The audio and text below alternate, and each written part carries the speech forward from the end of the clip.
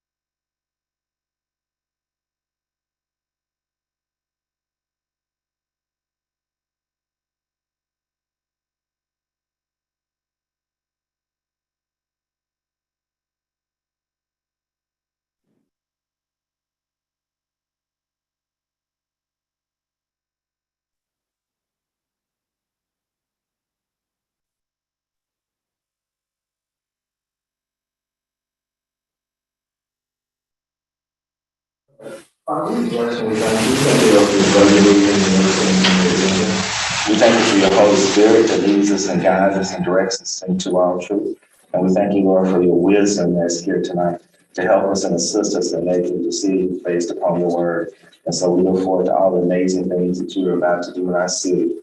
And we give you praises and glory and honor in Jesus' mighty name. Amen. To the flag of the United States of America and to the republic for which it stands, one nation, under God, indivisible, with liberty and justice for all.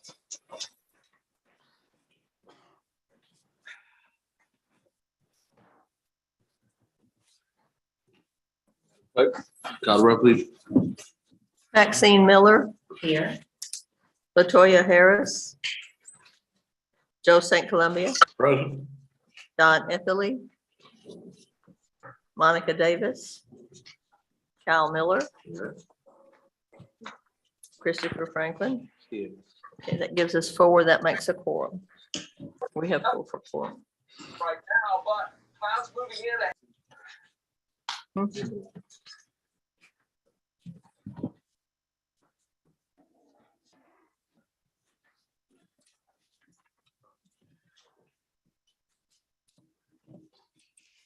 Welcome. I'd like to welcome right to the special call city council meeting. We have a guest Mr. Philip Fields is our engineer. He will be updating the council on the status of the landfill and the conditions of our equipment. Mr. Fields, if you would, come to the podium, state your name. Evening. My name is Philip Fields. My company Fields and Associates is contracted with the city to perform the engineering and related services for the city's landfill. And tonight, just kind of like to brief you on some of the issues that are facing the landfill and the status of the equipment. In particular, the landfill has 7 total pieces of equipment that it uses within its operations. This includes 2 track hoes, 2 dozers, 2 off-road trucks, and 1 trash compactor that is used to place the trash. On December 20th, I did a site inspection of last year. And at that time, only 1 piece of equipment was operational, and that was one of the dozers. This resulted in a lot of compliance issues for the landfill, lack of cover, some waste being placed in the wrong position. So, and then as of today, when I did a follow-up inspection, one of the off-road trucks is operational. One of the track rolls is somewhat operational. It cannot be moved though. It's basically put in a stationary position to load the truck. And still the other dozer is operational. The other one has not been brought back from repairs. So to address this issue, we contacted Heavy Lift. Mr. Dan Melbourne's in the room here to try to locate some equipment to get the landfill back into compliance. So for the near term, my recommendation, Mr. Melbourne, is located a track hoe that could be used at the landfill for the operations. And that, at least for the near term, address some of the issues. For the long term, we really need to look at getting an additional off-road truck on site. And especially nowadays in this time, trying to get parts and everything else, trying to keep equipment on hand. This has been a kind of a continual issue.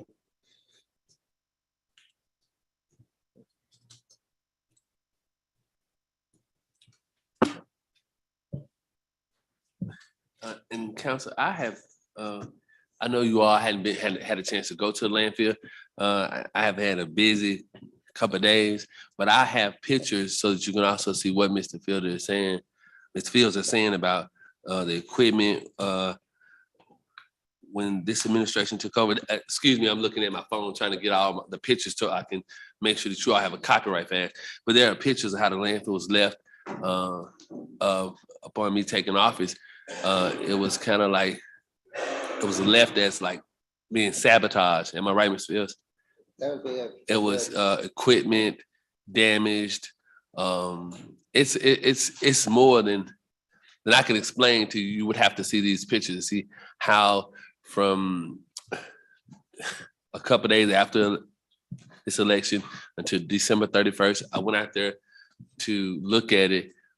Track holes, damage, all the equipment. If you look around the city, and not just only at the landfill, street, sanitation, water, things were sabotaged. So we're gonna need a lot of equipment all over the city. The landfill makes us money as well as the water department, but we have a lot of issues out there at the landfill that in recent days there has been sabotage, track holes, trucks, dozers. Pretty much what we rented was damaged. So we're gonna need some help out there at the landfill. So I'm so glad we got an engineer that's willing to help us get through this, because Mr. Fields, am I lying? It was literally sabotaged at the landfill.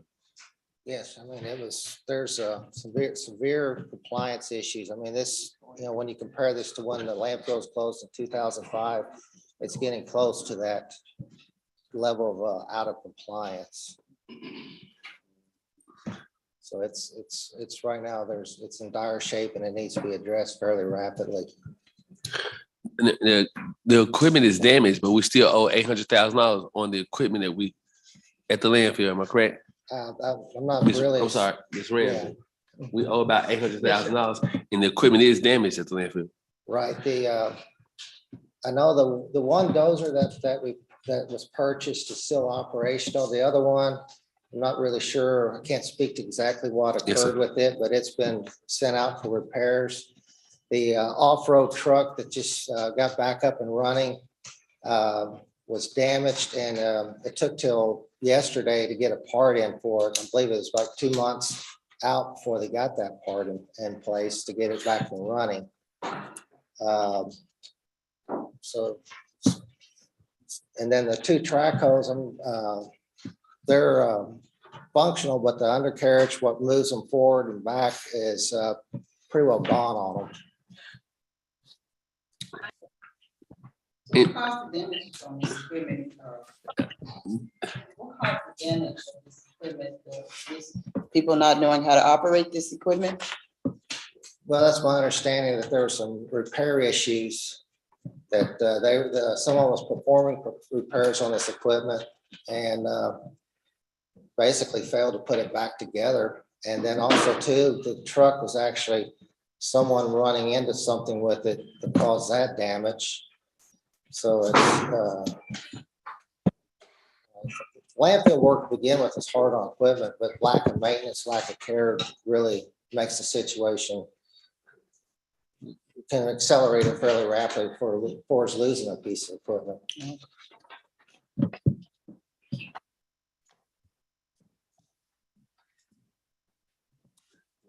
Anybody have any questions? Yeah, I was gonna ask, I don't know if this is a question for Mr. Turner or maybe one of you all can ask. I was looking at the budget for the landfill. So where do we, how do we usually pay for the equipment? Does it come out of the It comes out. operating It fund? comes out, yeah, out of the landfill. Okay, because in the landfill budget, I didn't really see, if I'm missing, I didn't really see a line item for I mean, obviously, we need to get it fixed, but I was just, or get a new truck or whatever.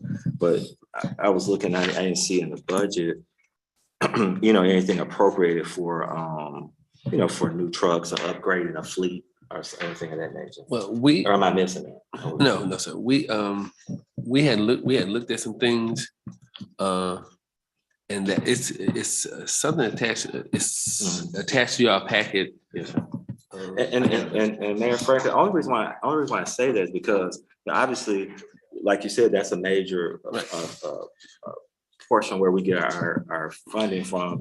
And so that might be something we might be looking at in the future, is make sure that we're allocating, funds specifically for upgrading a fleet, Well, things like that. we were renting equipment, so even the rental equipment is damaged. Okay, And Mr. Fields, but we're talking about purchasing now, right? yeah, I know, but we have equipment that's out there. It's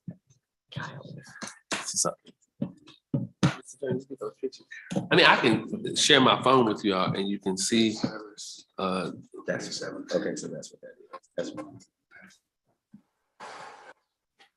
Do you need some readers?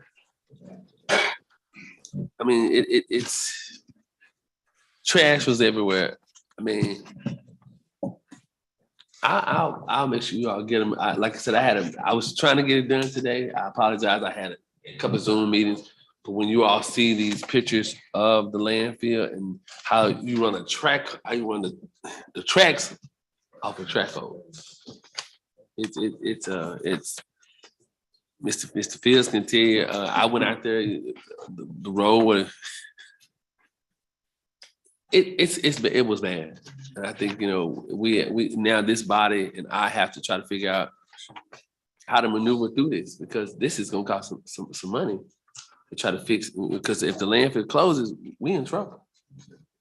And I think that, and I apologize that I didn't have the pictures. I've been had a kind of rough start, but I'll make sure I'll get these pictures. Mr. Fields, anything else that you'd like to discuss with it? Any things that are broken be repaired? The other off-road truck, from what I understand, its engine is totally blown, so it's just really not worth repairing. How old? I can't speak to the age of that one. I can't remember the year that it's from. The, What is, for, he said that, the which other, one? I believe it's Komatsu. I mean, they had two dozers, we had a new one and a. Oh, this is the off-road truck. Oh, truck. Yes. That's. Yeah. Yeah, the- I think that's your case. For the street department. No idea. Oh, okay, so that's all. Well, That's all. let me ask you this, I I thought he think, was talking about one. oh, I'm sorry. That's okay. I just thought he was talking about one of the backhoes. We was talking about a regular truck. But I believe I've been in and out, but I think Mr. Franklin asked was, did you believe some of the equipment was sabotaged? Or someone damaged it intentionally? Yeah. And so I would hope that there was some kind of way that we could maybe file an insurance claim or something for vandalism or something, I'm sure. I think the dozer costs $400,000. I'm not sure. I think maybe a former employee, maybe, yeah. Someone that was terminated, I'm believing, so. Let me, Fields, as I understand it, you're saying that someone sabotaged the equipment. Is that correct? Well, in one sense, the repairs they did on, the repairs that they did on the equipment resulted in basically resulted in the equipment becoming inoperable. It was, we were getting the track fixed on one of the dozers. Is that correct? I believe so. And the dozers are both still operational, even though one is in the shop. The two track hoes are the ones that are missing the tracks. And they're operational, but you can't move them. And I'm not sure about the cost to repair those or, some of those issues. When do you feel that this action was taken against that equipment? I can't speak to the exact date. I was out at the landfill in August, at the end of August, to do the groundwater sampling. At that time, all the equipment was, for the most part, was functional and operational. Then it came to my attention in December that there were some issues with the equipment. So that I can't, there's probably someone out at the landfill that could speak more to those timeframes when all this started occurring. but didn't we get a report maybe in November that there was a claim made for vandalism? And they said, no, it was poor maintenance. Am I Yes, confused? sir. We turned in an insurance claim Mhm. for some damage that was done in April or early May. Okay. And when they took the equipment to Jonesboro and pulled everything, the adjuster and the people working on it said that there was no vandalism to the equipment. It was simply poor maintenance. So we're probably not going to get anything at all off of that claim. So they felt it was poor maintenance Poor maintenance, yes. rather than Vandalism, vandalism. yes. But I'm hearing more than one. I mean, we're getting, I'm hearing more than one incident, because if that was in April or May when we started talking about August, and what the question is what happened after August. But, and I'm sorry, I apologize if I asked some questions. I walked in late, but what is it that we don't have at the landfill? Is it the dozers and? Well, right now we're really in need of a track hoe. Just to get everything back into compliance. The one track hole that is running right now is, like I said, all it can do is just sit in one spot, load the truck. Mhm. It can be walked to another spot, but it's pretty problematic to get it to there. And what did we rent? We rented a piece of we approved rental of some equipment in November. What did we Right, rent? there was a dozer that was rented at one point, from what I understand, and it was damaged as well. Okay, so what is our liability on the damaged rental equipment?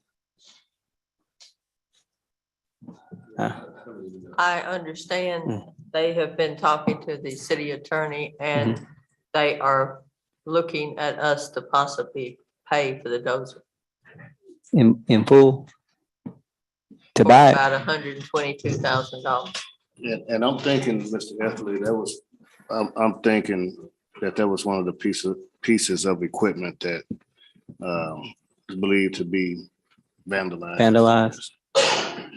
Mr. Fields, we've been through these many years. Would you just for our listening audience and council explain why the landfill has to remain open and what the cost of closure is?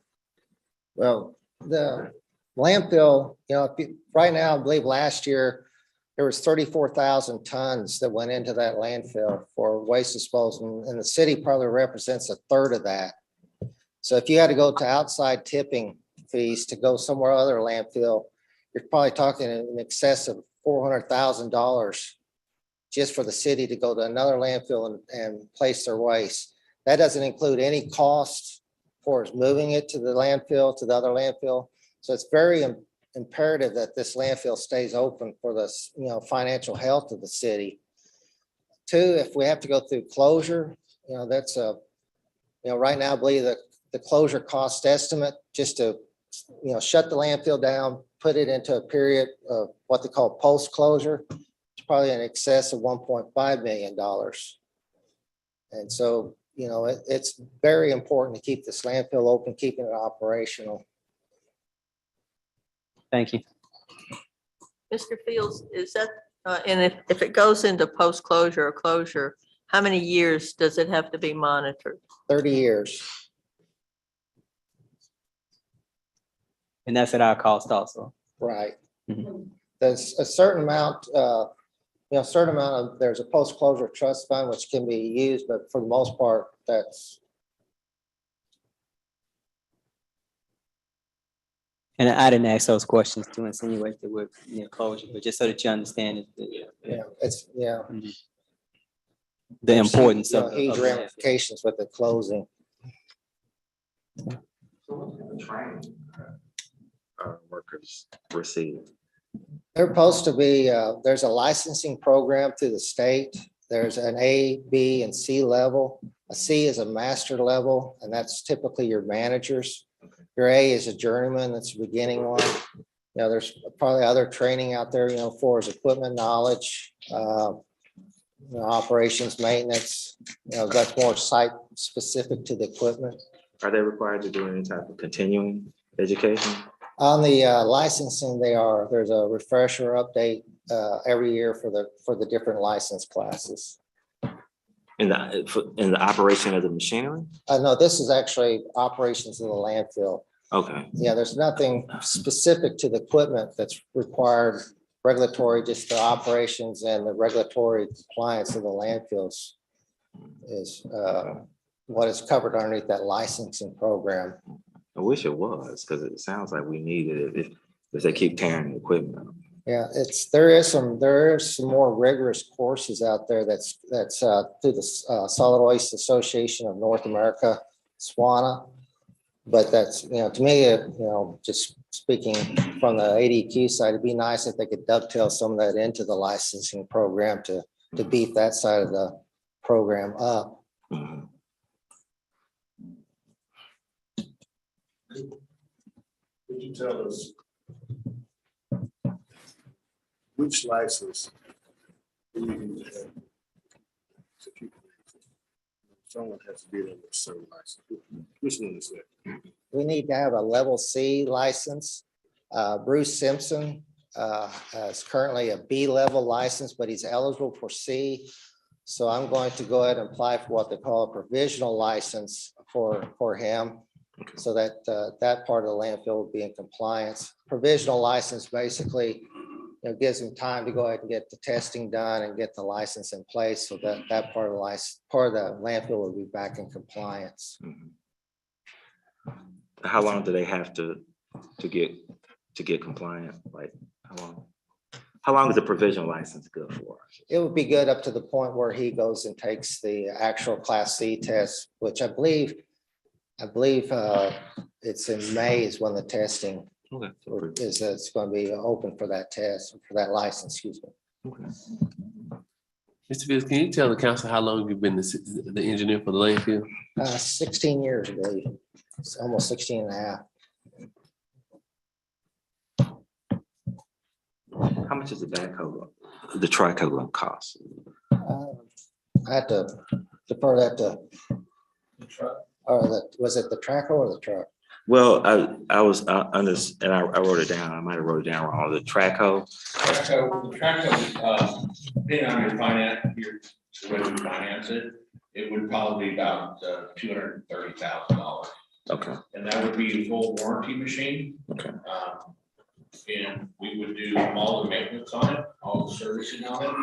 You have to buy the consumables, the oil, the filters, and we'll come over from Little Rock and take care of all those.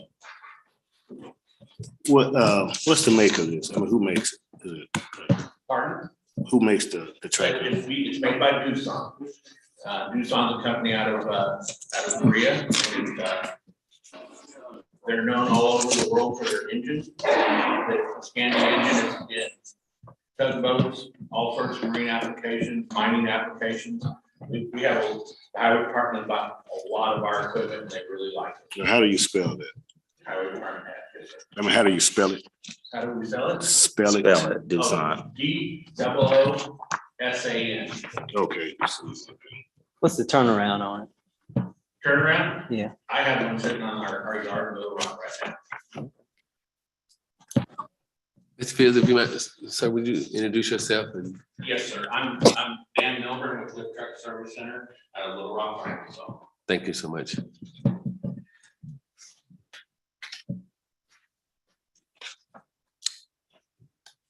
Mr. Fields, did you say there was a truck down also that we needed to replace? And if so, any idea how much that would be? Again. About $720,000. I have one sitting in Orlando, Florida at this time. Thank you. That was for the truck that's down.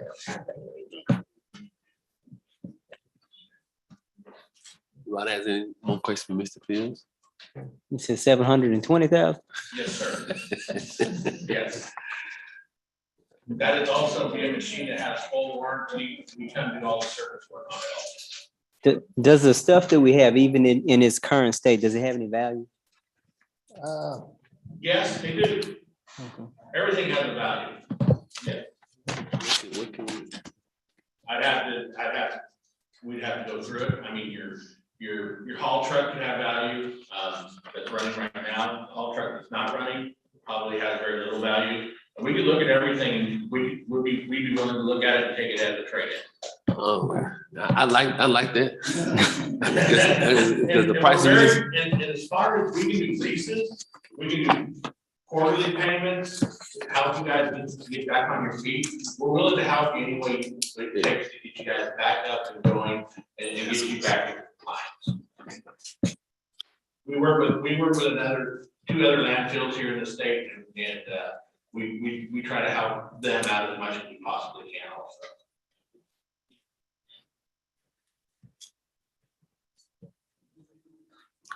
What are the two landfills you work for in the state? Pardon? What other landfills that you work for that you serve? Mayflower, over at Mayflower, Alternative waste management. alternative waste, and Ironton, Okay, City of Little Rock. yeah. that's it.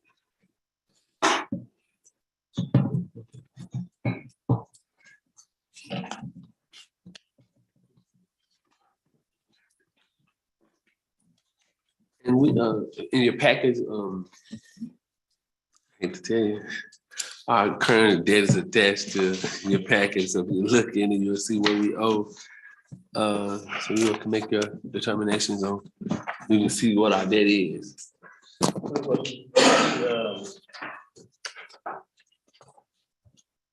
Do you know anything about this? I don't know if you've seen it or not. Have you seen this unauthorized track holder we have? It was an unauthorized purchase, but we do have a track holder. Have you seen a mini track holder at the city that the former mayor purchased without city council approval? You haven't seen it? Yeah, I haven't. Okay. I was just wondering if, well, I know that's something that the council has to deal with. And I don't know if it would be if we would be able to use it out there, but we do have possession of it and so I don't know if that's something. It is, it's a mini track. It's a mini track. Okay, We can know what that is. okay. It's 2 pages, council, that you see, contract balance $341,949.06. You got $114,163.63. And you have another one, $115,975.65. You have the last one is $236,795.41. That's the payoff as of, the first one is the payoff December 9th, second one, 2022. No, that's past due, I'm sorry. Oh, goodness. So, yeah, I gave y'all the numbers of what we owe on the equipment. So if we could get some of our money, something back, we could kind of. I mean, I'm not understanding. Did you say that, so you're saying that the dozers can't be used? The dozers are usable. So the dozers are fine. Right, the dozers are fine. It's the one that's in the shop right now needs to be brought back to, Okay. and I'm not sure on the estimated time of arrival for completion of those repairs. But the main thing that's right now, a big issue is the track hose. Okay. And So the dose is $115,975.65. That's the D6 dozer.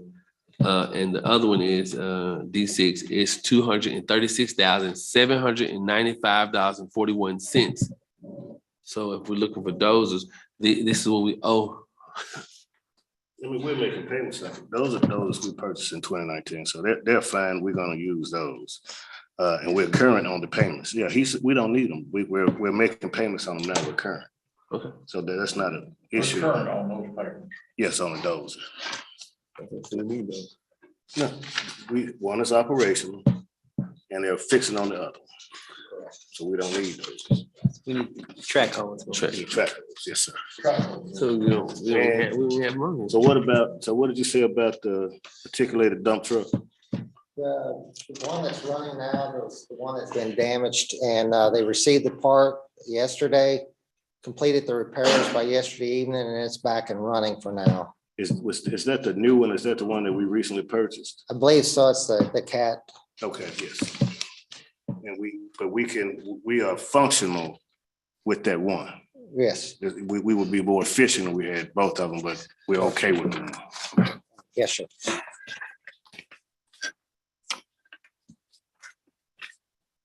So the articulated truck, you said the part's been replaced, it's operable. You said the D6 dozer that we have the balance of 115,000 is operable. You said that the dozer that's the balance is 236,795 is operable. So what about this mini excavator? Pardon me? The mini excavator that has the balance of 103,000? That's the one that the mayor, that I believe it was purchased without authorization from the city council. It was financed. The city council has to approve all financing of equipment, vehicles and equipment. And so the mayor went in and entered into a contract for financing for, I think it was $130,000, that mini excavator without city council approval. So I'm thinking that is an unauthorized purchase. Okay. The mini excavator. The one that y'all told him not to buy, the city council. So And it's so- operable though? It's Yeah, I operable? don't know where it is, but it's somewhere. It's where, it's at the shop. And the mayor was making unauthorized payments as well. He authorized them to go into the landfill account. And so without my knowledge or the city clerk's knowledge, started automatic drafting. I guess it was like $1,900 a month payments. So I believe the payments were being made. I don't want to say we were current or anything like that, because I personally don't believe that we are legally obligated to pay for this. That's my opinion. I don't know what the city attorney may say or what Mr. Etherly may say.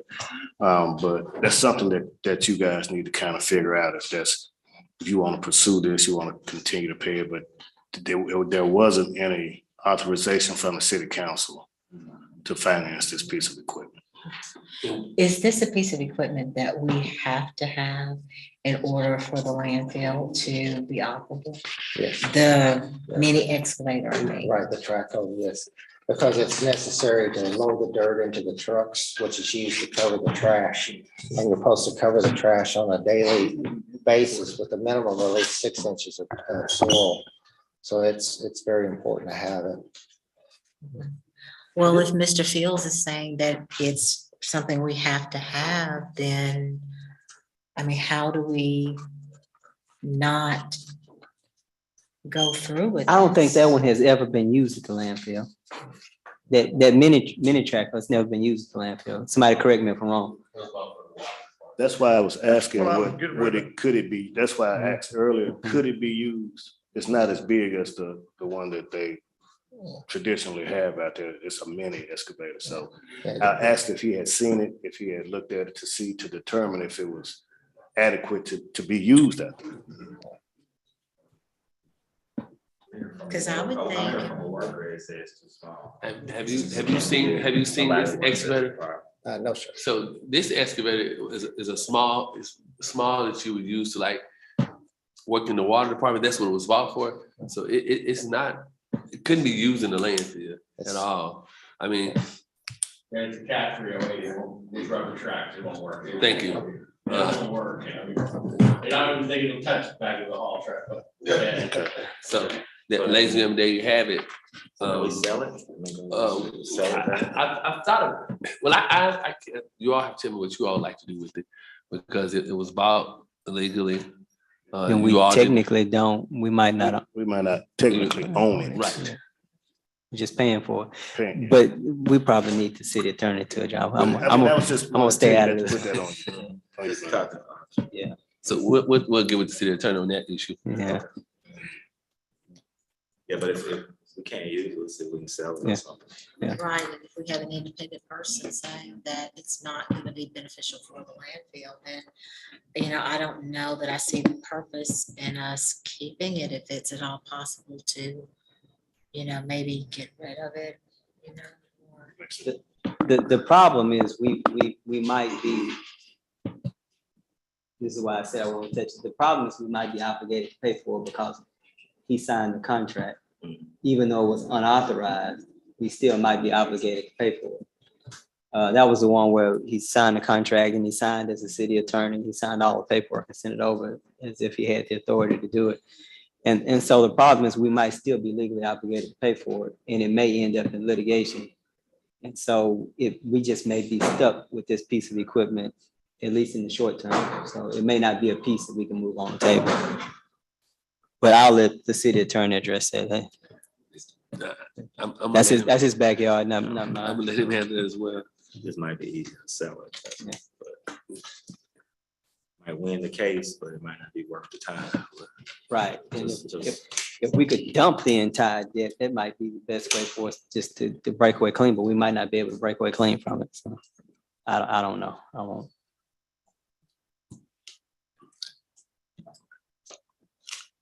Anybody else? But I have one question. Yes, sir. Yes, thank Columbia. This, was this purchased by the water company for the water company's use? Or was it purchased by the landfill for the landfill use? It was purchased by the water department. Water For the- department. Right. For them? Yes, sir. What, and we're using it at the landfill? No, sir. This is we're not using it at the landfill. This equipment that was on the, Ms. Ramsey gave us an equipment list on what we owe. And so this is Okay, what she got it okay, from. I thought maybe. But it no, we Could you use it at the landfill? we can't use it at the landfill. It's too small. We can't use it at the landfill. But was that the piece of equipment they were using down here on Perry Street, Perry and Oakland. Yes, sir, Mr. St. Clement. The, Sitting out there on the lot. what, the equipment has been behind somebody's house for a couple of days, and it was at someone's house for about a month. And somebody was using it. They didn't have a contract with the city. There was a vendor that used our equipment, not with me, but used our equipment to do work for the city and for themselves. They were using the city equipment, is that what you're saying? Yes, sir.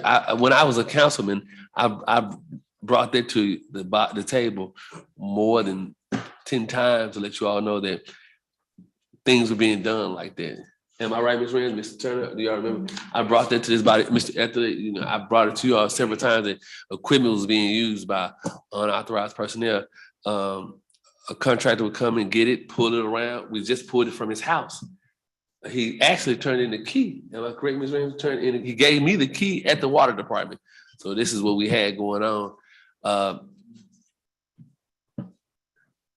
I told you, you know, so y'all have anything for Mr. Fields?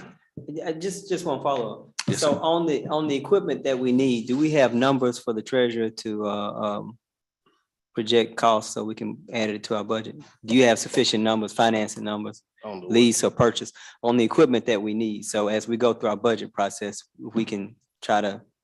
No, I was gonna get that from him, ask him to send me a amortization schedule so we can see how we could fit it in the budget.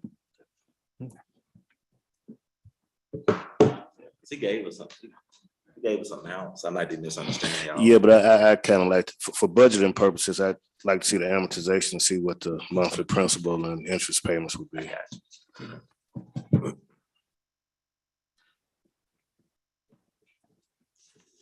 Mr. Fields, you have anything else you'd like for us to know or discuss while you're here?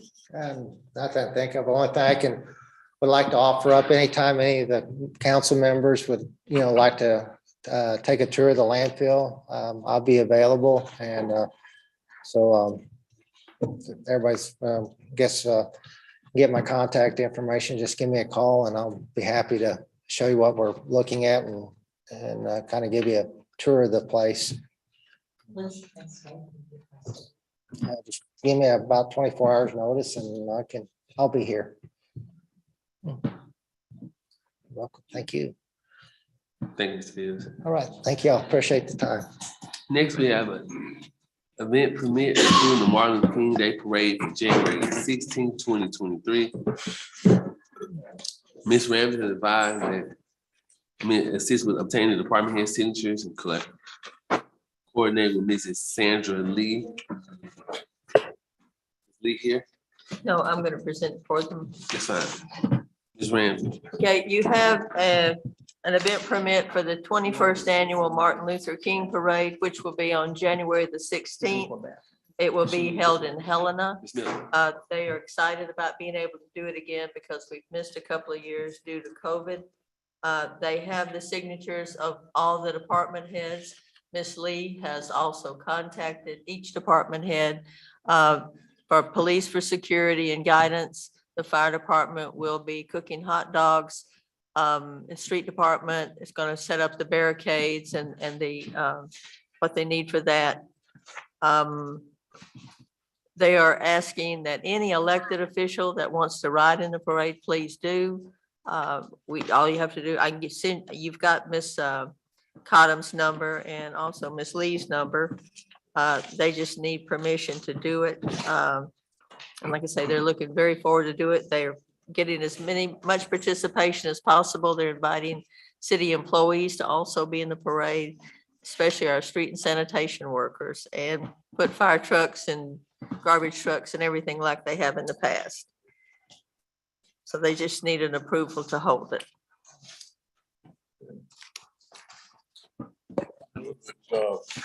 Mayor, I move that we accept their application and approve their application as submitted. Mrs. St. Clair moved for the 21st annual Martin Luther King Day Parade. Is there a second? I second. Second by Mr. Miller. Any discussion? Madam Clerk, would you call the roll? Etherly, Yes. Maxine Miller, Monica Davis, Kyle Miller, Yes. Latoya Harris, Yes. Joe St. Columbia. Yes. We have 4 yes. Next is a purchase of order to repair a road on the sewer point off Old Little Rock Road. It is total.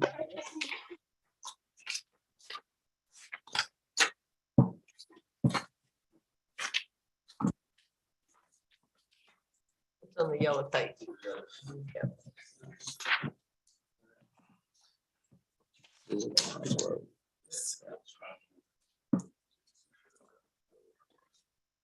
Dr. Miller, the yellow piece of paper also has some numbers on it that was right behind it. Oh. I That- think I have that. but I Oh, have okay, this one, but I okay. have this. It's gonna look like this right here. Oh, yeah. Oh, okay. We had to add a few numbers to it late, so I didn't have a chance to redo everything. I've seen this, but I'm gonna let Mr. Valley explain this one to you all. But I can tell you, it's a sewer pond. It's a road on Old Brook Road. It is caving in Sunday. Actually Friday when we were cleaning up the cemetery, I had a chance to tour the sewer ponds. And I think everybody on the council, at some point, I would like for y'all to start touring sewer ponds, water stations. You all have to see it for yourself. You can't blame on anybody. It's just a part of maintenance that we have not been doing.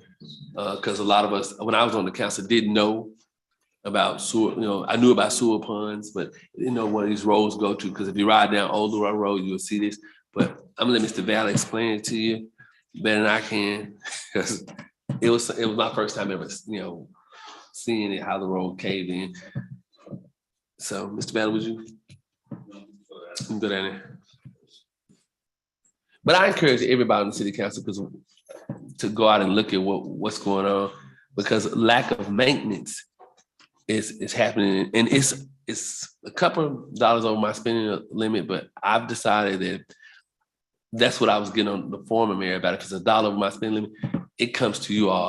I want y'all to know every detail of what's going on, and if you ever get a chance, I'll take you out there. We need to ride and tour what's going on so you can see the deferred maintenance. It's a lot, and we ask when you see these guys riding these water trucks, you may think street sanitation, water, fire, you may think they're not doing nothing, but take some time and ride with these people and see. One of the guys in the water truck, I didn't know what I just thought he was riding around a brand new truck. I got a chance to ride with him. There are sewer ponds. It's a lot of work to sample your water. We need to, look at our employees and what they do. It's a job that you just, because you see somebody riding, your pipe's under the ground, so you wouldn't know what's going on. Just ride and get with your department heads, water, street, fire, police, and see what they do. And I value them from sitting on the side to come to the head of the table to see what they do. These folks work. Mr. Valley, would you explain it? I'm sorry for that. So you have 2 documents we need you to look at.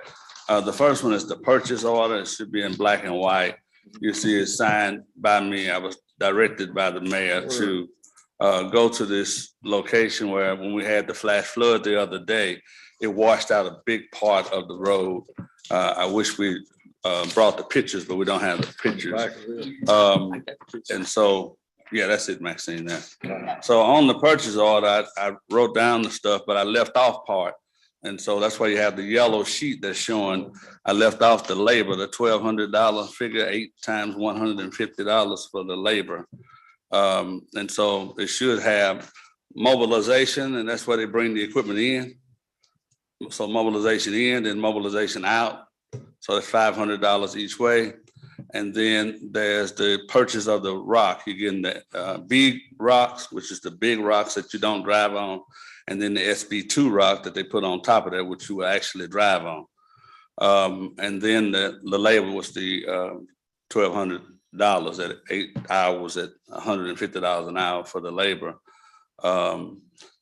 That bid come up to about $6,600, but the contractor that's doing the work, Central Arkansas Contractors, is owned by Thomas Jackson here in town.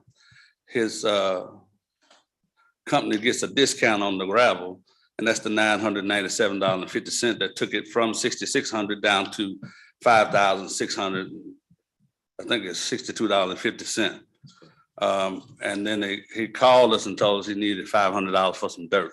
So the total of the expenditure would be $6,100 and some odd dollars, about $6,200. The mayor's spending limit is $5,000. And I say this for the sake of posterity. We could have done this for $4,750 if we used 4 inches of gravel, but it wouldn't necessarily be the best way to do it. So we told him to wait until the city council approved, and we're gonna present it to you all, let you all vote it up or down. And the reason I'm presenting is that I did the legwork on this because we didn't have either sanitation department, street department, or water department supervisor, basically. We do now have a water department supervisor. I imagine Mr. Franklin will introduce y'all to that. If you have any questions, I'll be glad to answer. So the total appropriation we need is $5,600 plus $500, whatever that is. And that's less than the $7,500 that is required for bidding. So this was not bidded, this was just a quote.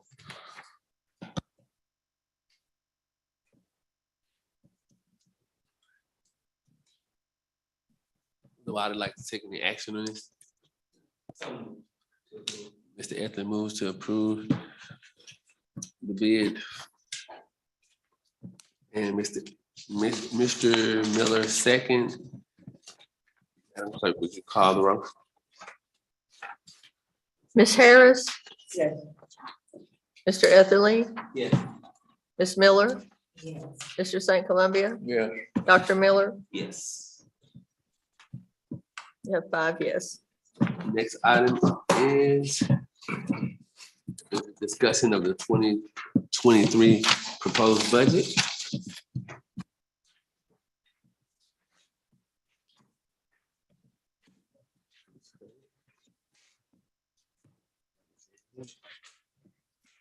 In order to begin the budget, we have, but initially what I did was I started with the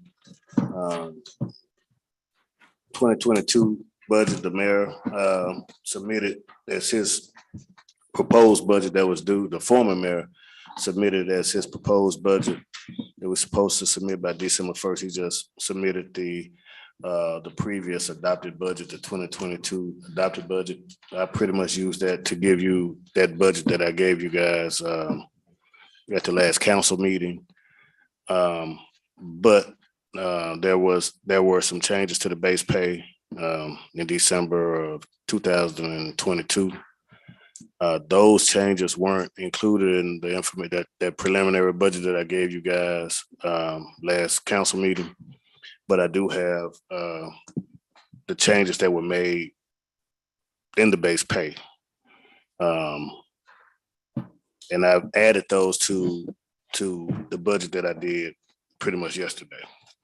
So I'm gonna give you that to look at, but you guys, one of the things you guys need to kind of figure out is those changes have taken it from a budget surplus to a budget deficit. We had a budget surplus with the budget that I gave you on January the 3rd.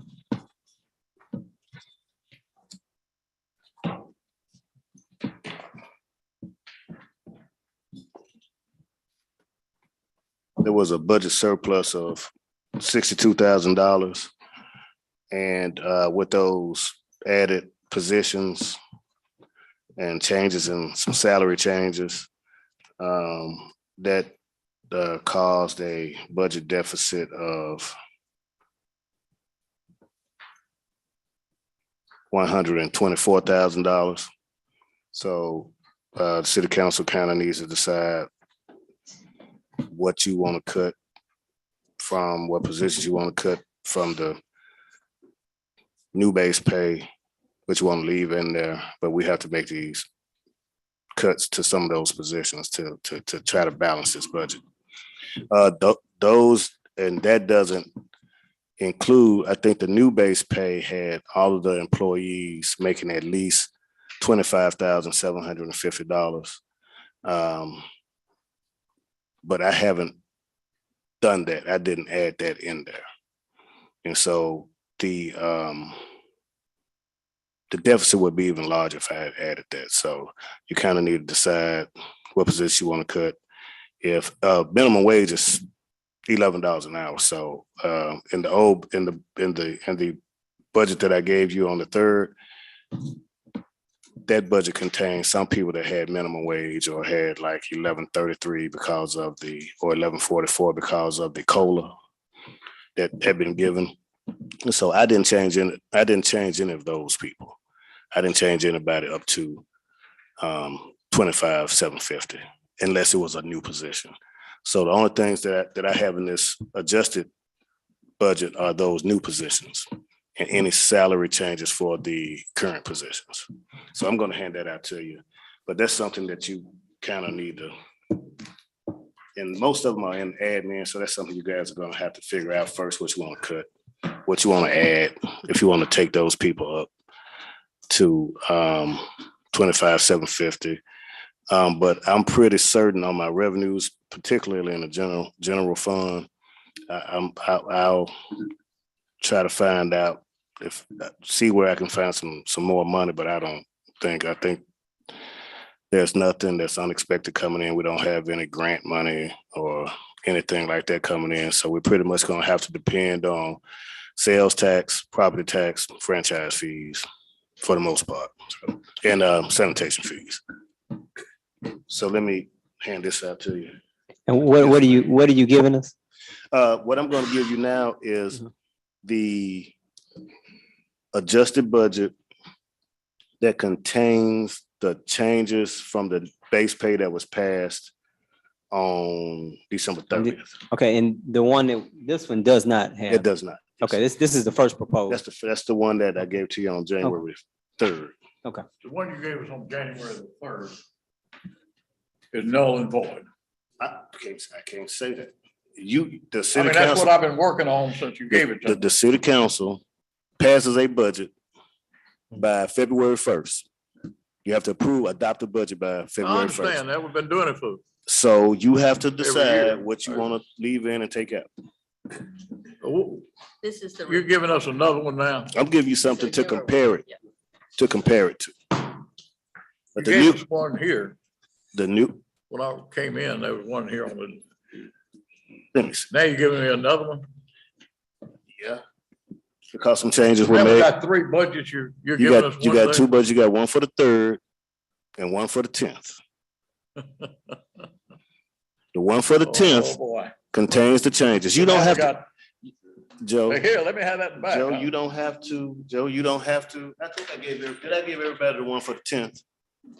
This one says the 10th. Okay, so this is the one for the 10th. Now, does anyone need Are the you one? giving us any more budgets? Do you have the first one? I got it over here. Okay, That's one you gave me yes, last sir. week. So those are the only 2 you have. That's right. And You Mr. getting ready to St. give me another And one? Mr. St. Columbia, you know that the budget changes every time you have a budget workshop. Whatever changes that we make to haven't the, had one yet. this is the first one. That's right. And every time we have one, the city council decides to make changes. I make the changes and I give you another budget. So you're gonna have that budget, this budget, and And a another new budget. budget for every workshop. 1, 2, And 3. you say you're used to it, so you should know that. Bring it on. Okay. So you guys need I just want to, to keep up with you. okay, well, I have a date on each one. So I gave you one on the Now, 3rd. has this one got all these pay raises in it that we're The one I gave you on the 10th had $70,000 for the mayor, 65 for the chief of staff? That's what you got in this one? yes, sir. The one on the 10th I wanna make sure we contains, got it right. the one on the 10th contains the new Which one do positions you that want us were, to work on, this one? I want you to decide. You Which want us to decide? because the city council adopts or votes for or approves a budget. I can't vote, Right, he can't vote, right. city attorney can't vote, and she can't vote. So yes, I want you to decide what you leave in there and what you take out. It's ultimately up to the city council. So you can say, I don't want this in the budget, and if 4 of you agree, it won't be in the budget. You know, okay. And that's why we're gonna have budget workshops. Hopefully each department head will come and tell you that their needs, and you all can figure out what you all want to do. It's just I just propose what I think. So you all have the decision to make your decision on what you don't and what you do want. So you all vote on it, not me. So I just presented it. So you all can take this budget, throw it back at me, and do what you all want to do with it. It's fine. But I just had to give you all something. So you all have the power to do whatever you all like to do. And we can meet with police, fire, street, sanitation, landfill. We can go through each department. I got time. I was elected to do this. I got time, so we can go through to make everybody happy. Because I want us all to be on the same page. If you want to do police next week, next Monday, you want to do fire Tuesday, streets Wednesday. It's up to you all. So you're just getting this tonight. I want you to process it. We can go through the administration. We can start tonight and just go through the administration. And we can have a discussion about the current positions, the positions that were in there in the January 3rd budget and the ones that have been added. I can tell you the ones that were added and you guys can discuss it. May I speak? Yes, sir. I understand you've got in this budget you're getting ready to hand us, you've got all these increased pays. Is that correct? In admin, they're mostly new positions. I don't think there are any. There may be one that has an increase in pay. Which one? What office is it? The one that has an increase in pay. Chief of staff. Chief of staff. That's the first. What have you got? The chief of staff salary? The chief of staff, the proposed salary is That's 65. Mr. Valley over there in the corner. I don't know who the chief of staff is. We were paying the chief of staff $32,000. So we were paying previously in the last year somewhere. And if I may, we most of this money that you see is changed, right? It's kind of like budget neutral. It's people, their salaries, you had a public works director making what, 75? So we cut that. So it's a lot of things have been cut to fund salaries. Well, I understand you're changing the fire department around too. I didn't change it. If you were here, I didn't change it, but if you were here, when the council changed it, they would have gave you their justification. Council changed what? What did the council change? They decided that they wanted a fire chief, police chief. The police chief have not had an assistant in the last 2 years. So on the mayor's going out, he hired an assistant. So you've been here. I'm not going to go into that, but I'm sure you're aware of what happened. I'm well aware of what happened. I understand. I understand what you're doing too. Well, maybe you can enlighten. I've been here a long time. Well, and we're not going to be confrontational about it. So you can. Food's figure, but figures on food. Well, Mr. St. Clement, that's why. Hold on, Mr. St. Clement. Wait. Now, we're gonna be respectful. Wait. We're gonna be respectful. This is what's going to. You all decide on what you all want, and you all get a chance to vote on it. But we're not gonna play those kind of games or get back games because it's not happening here. It's a new day. You all have this. You all can go over it. You all decide what you all want. Okay. It's six, Mr. St. Clement. We don't have to do that. I've been a part of it for the past couple of years. We don't have to do that. I'm gonna shoot you straight. Wait, I'm gonna shoot you straight. I gave you all what I thought that I needed. Now it's up to you all to handle it. You all, whatever you all want, you all send it back to me. If you all approve it, wait, Mr. St. Columbia, we're not gonna do that. I'm gonna respect you, you're gonna respect me. I had to give you all a budget. You all decide what you all want and what you don't want. You all vote on it, that's the law. That's it. We're not gonna argue, fuss, and fight. You all just got this budget. You all decide what you think you, or anybody else should have. Because I don't remember from the former council, Ms. St. Columbia, I don't remember you ever or some of us ever turning back a bonus. So we're not gonna play those kind of games here tonight. Whatever you got what was proposed, and you all do what you all need to do. And we can live with it. So we're just not gonna do that. Can we agree? Thank you, sir. It might be important to give the new members some context. And Mr., you mentioned it and Mr. Turner talked about it, but what we would normally do is we would, this kind of haphazard conversation that's going on doesn't normally take place. What did you do in police? What did you do in fire? They come on a particular night and we go through an entire department so that you can focus on police tonight. You know, police and fire will be here, say, on Thursday. So you can look at it before you come here, and then you can look at your budget and see what you think about police and fire. You can ask questions. You have a representative to come here and give you feedback on your questions. And that way you can come in each night focused on what you want to talk about. We don't just throw stuff across the table. And that's what's happening right now. So it may be confusing to listen to somebody say, what about police? What about fire? And you don't even have a representative here. It's not prepared for a discussion. And so what we normally do is we decide what nights we want to meet. Do we want to go forward? Do we want to meet on Wednesday? Do we want to meet on Thursday? Do we want to meet next Monday, next Tuesday? And then we decide which departments we want to hear from based on who's available. We've already heard from the landfill, so we don't have to hear from them again. And then those people will come and present, and you can ask them questions about what you have as far as staffing and equipment and all of that stuff.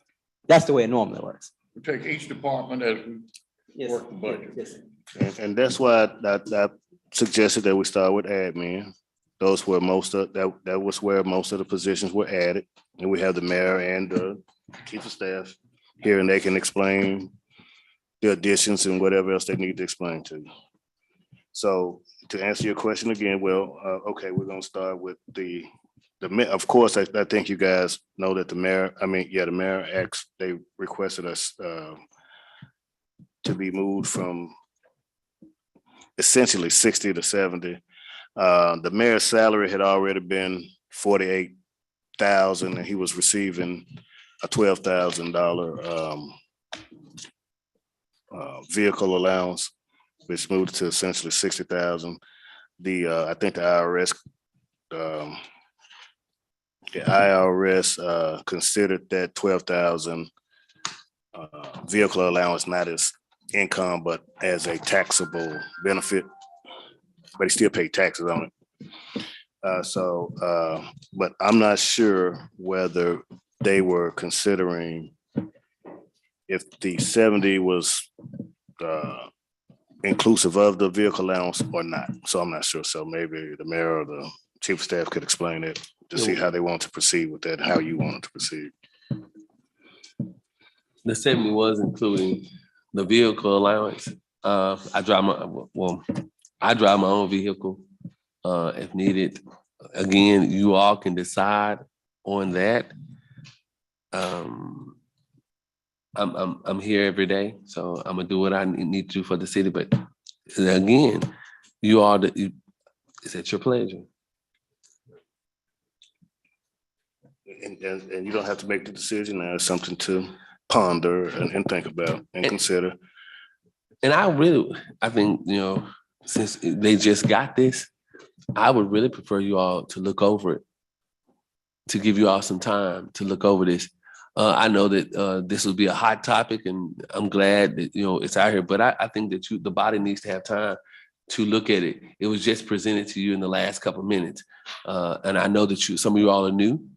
I wish that you all could take some time and look at this. And if you all have any issues, we could come back with administration this weekend or whatever. But I do think you all need time to digest this. Whatever you all decide, like I said, I'm always happy and fine because I'm gonna work with you all. I have no magic tricks up my sleeve. So if you all want to have a little time to do it, then that's fine. I do have some concerns about a couple of these positions and I think I sent Ms. Ramsey an email and I asked her, and I know she's swamped, but I was asking about job descriptions because I'm pretty sure that these positions, whatever their job description is currently, they're not going undone. So somebody's doing these already. I would think we're doing purchasing orders and all of that. Are we not? We're not. We're not doing any purchase orders. They're not being followed. And I refer to the chief of staff. He can tell you that we all me and him went over this. It's some things that he worked on. If you would be so kind to go to the podium, and he can help answer some of the questions because we work on this together. Some title, some job titles have changed, names have changed, but on the purchasing officer, you have an ordinance that requires that the city have a purchasing officer. He or she would be responsible for coordinating with the department heads as well as the clerk and the treasurer to make sure that your purchasing order is actually followed. One of the things that would do is to eliminate the mayor spending beyond the $5,000 and the mayor engaging in what's called serial contracts. I know people don't like to hear that phrase, but a serial contract is where you have a job that costs more than $5,000, but you break it up into pieces. For example, our beloved animal fixture out there at the landfill, the concrete was $5,600 that was charged to Arkansas Concrete. It has not been paid for, but it's charged. There's some wood or something of the sort that the guy who did the work charged to Home H&M, whatever the name is now, Home Hardware, over $1,000. So you had 5,600 plus 1,000. That's over 5,000, right? And then you got the labor for doing the work. And I don't know what that is, but it's probably gonna be about 4,900. You'll see it when it comes out. But the point is, your purchasing officer stands between the city council and that kind of spending where you don't know what's going on. That's why you got the purchase order tonight. And so while somebody may have had those duties assigned, they were being run over like a freight train. It wasn't happening. And I don't know who was running them over. Yes, sir. Would that been Ms. Tyler? Because isn't she the one I have no idea who it was. Yeah. Purchasing officer. Yeah. I think that Then she did PR? purchasing with HR. Okay. And you know, your HR, you want to go through that. Your HR person, according to the door over here with Reverend Jarvis Smith. But that's human According resources. to the meeting, Right, I understand. he was some kind of community connect. I understand. So, so I don't know. I wasn't here and I just know what I see. I understand. Because my understanding is, I think that, Sandy, aren't you, am I correct that doesn't Ms. Tyler, isn't she the one that? She does accounts payable. And retirement things, yes. Okay. Well, She didn't do purchasing order. that's POs, isn't it? Accounts payable. The PO is where you start the process. She's at the Okay. end. She's at when we get the bill. So then how do we process POs? Each person is just doing their So own. that form that you have there, the person decides that there's an expenditure to be made. Even if you're gonna go out to O'Reilly's to buy 5 gallons of oil or whatever it is. The department head decides he's gonna buy that, and then he fills out that form and he walks it through to get approval before he makes the purchase. After the purchase is made and it's charged to the city's account, O'Reilly's will then send an invoice with that PO, and Ms. Tyler will pay it at the end. Which is accounts payable. So, Right, but it's but not. we don't have accounts receivable person. Somebody who's actually generating the purchase orders, the requisitions onto purchase orders. You et may, cetera, et cetera. should have, or maybe each department thought they were doing it themselves. But your ordinance says you will have a purchasing officer. And the way it ought to work is that you have a person responsible for that. That's one of those positions you kind of don't skimp on. No, What I mean, agree. you don't give that other duties. We at the should have same- somebody in that position. Right, because they gotta check your budget to see if it's appropriated, then checking with the treasurers and the clerk to see if the money's in the bank before you commit the funds. Yeah. And then you go and do it. And if there's gonna be a problem, they need to let the city council know so the city council can appropriate. If it's just a matter of cash flow, then you wait to buy it. Right. You know, you got an $8 million budget, but you start out with 100,000 and you get 100 here and 200 there and 500 here and 50 there kind of thing. Yeah. And so sometimes it's a matter of juggling when the money comes in. Yeah. And sometimes it's a matter of, it's just an unauthorized expenditure altogether. Yeah. So Can the I person. add something? Yes, sir. Well, what was actually happening was department head or whatever fill out a purchase order and they would go to the first one. Because the mayor, statutorily, the mayor has exclusive authority and power to make purchases. And so the mayor would approve the purchase order. He would sign it. And then the department head would go buy the stuff or whatever it was. And they may put the purchase order book in the back seat or throw it to the side or whatever. And then they get it, they use it, whatever it is. And maybe 2 or 3 weeks later, a month or two later, they look in the back seat or the side, say, oh, I forgot to turn this purchase order in. And sometimes they may turn 4 or 5 in at the same time. And so the clerk and I don't have an opportunity to tell them if we have enough money or if it's in the budget. It's already been purchased, it's already been used, whatever. And so now we have to find a way to pay for it. So those steps are not being met. But they do use, for the most part, they do fill out purchase orders. We just don't get them until after the purchase.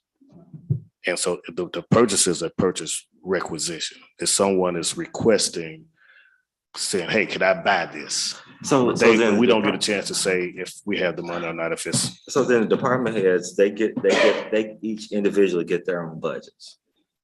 Yes. And then are the department heads responsible for keeping up with their budgets through an Excel spreadsheet or?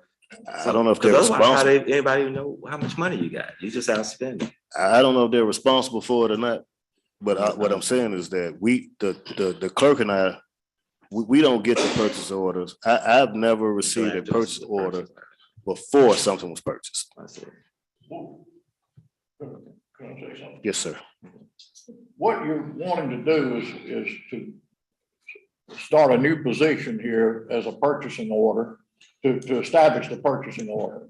You want to hire somebody that'll sit and decide that. Is that what you're after? We already had it. When I was on the council, we approved that. Is this a new position you're No, trying sir. to establish? No, we had a purchasing officer back when. Yeah. When Well, I James thought was you were mayor. trying to create another. But it got eliminated, or consumed in other capacities over the years. So we lost our firewall between people buying stuff and having approval actually about stuff. So who was our purchaser? I like to name names. Who was that purchaser? Belinda Covington was the person Belinda also Covington when I was the mayor. Okay. I think when I got here in 2015, it had been, like he said, absorbed into something else. Right. Yeah, I mean, we need that accountability. The heads of the department, if they needed something, they'd go buy a part. Because they had a tractor breakdown, or that's what you're talking about. So you're gonna have to, for everything we have to have, we're going to get a purchase order to go buy it. That'll help us keep up with spending, because right now, an incident happened when the trees fell on Springdale. The person could just go into Home Hardware, and buy a chainsaw. Ms. Ramsey wouldn't know until she got the bill. Am I correct, Ms. Ramsey? You're not creating another job. Is that what? No, sir, Ms. Nicholas. This is something that's been here. It's just something I think that we need, because it helps them. It helps us to know where our money's going, who's spending what. Because right now, anybody can go and charge the Sibley's, H&M, O'Reilly's. Anybody can just go run free and get whatever they want. And if you have no, like right now, went to look to see what equipment we have, all the weed eaters and things like that, blowers. We have none, but we bought them. Ms. Ramsey, what is called an inventory report. So we went to check out fixed assets. Thank you. We went to do, and we have nothing. No, we got lawnmowers that we bought because they're big items, but anybody could go and charge a weed eater or a blower. So that's what you need this for. I mean, I'm trying to make sure that we have. Next year, we ain't got to go buy weed eaters, because we need them. Hedge trimmers, blowers, we don't have them. So I mean, I'm trying to make sure there's accountability. I think technically, and Mr. Valley can correct me if I'm mistaken, I think technically what they're trying to do is that we had a security officer in the August base pay that we hadn't funded in the budget since I've been here, I think for 8 years. I think they took it out in 2015. So they had a security officer in the base pay, but it just hadn't been funded for several years. I think what he's done was just use that slot and retooled it for the purchasing order clerk, I guess that's what it is. And so even though it hasn't been it's not technically a new position, it just hasn't been for a while. So it does have that impact on the budget where it's going to add to the budget. And if I'm correct. That's fine. If I could, since I'm here, and you got these positions on page 1 of the 110-2023 budget. It starts with Chief of Staff, which Mr. St. Columbia so fondly mentioned. One of the things you don't see in the administration is the deletion of the public works position. Well, let Mr. St. Columbia get on the right page.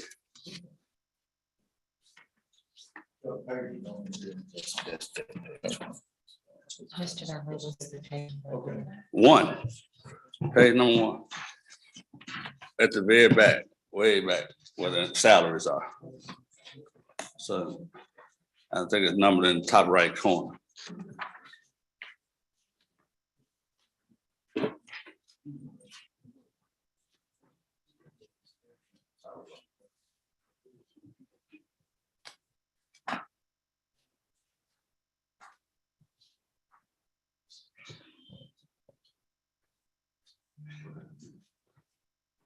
Okay, so we at the 2023 projected salaries, wages, and fringe benefits for the city administration, and the mayor's already addressed the $70,000. He didn't give me liberty to say this, but you know, I think the CEO should be the highest paid official in any organization. But that's just James Vallis' thing, and I think I'm right. But it's proposed at $70,000, which is going to be about $20,000 less than the highest paid person. Going to the Chief of Staff, the Chief of Staff position is really taking the place of the Public Works Director that you're paying about $80,000 right now.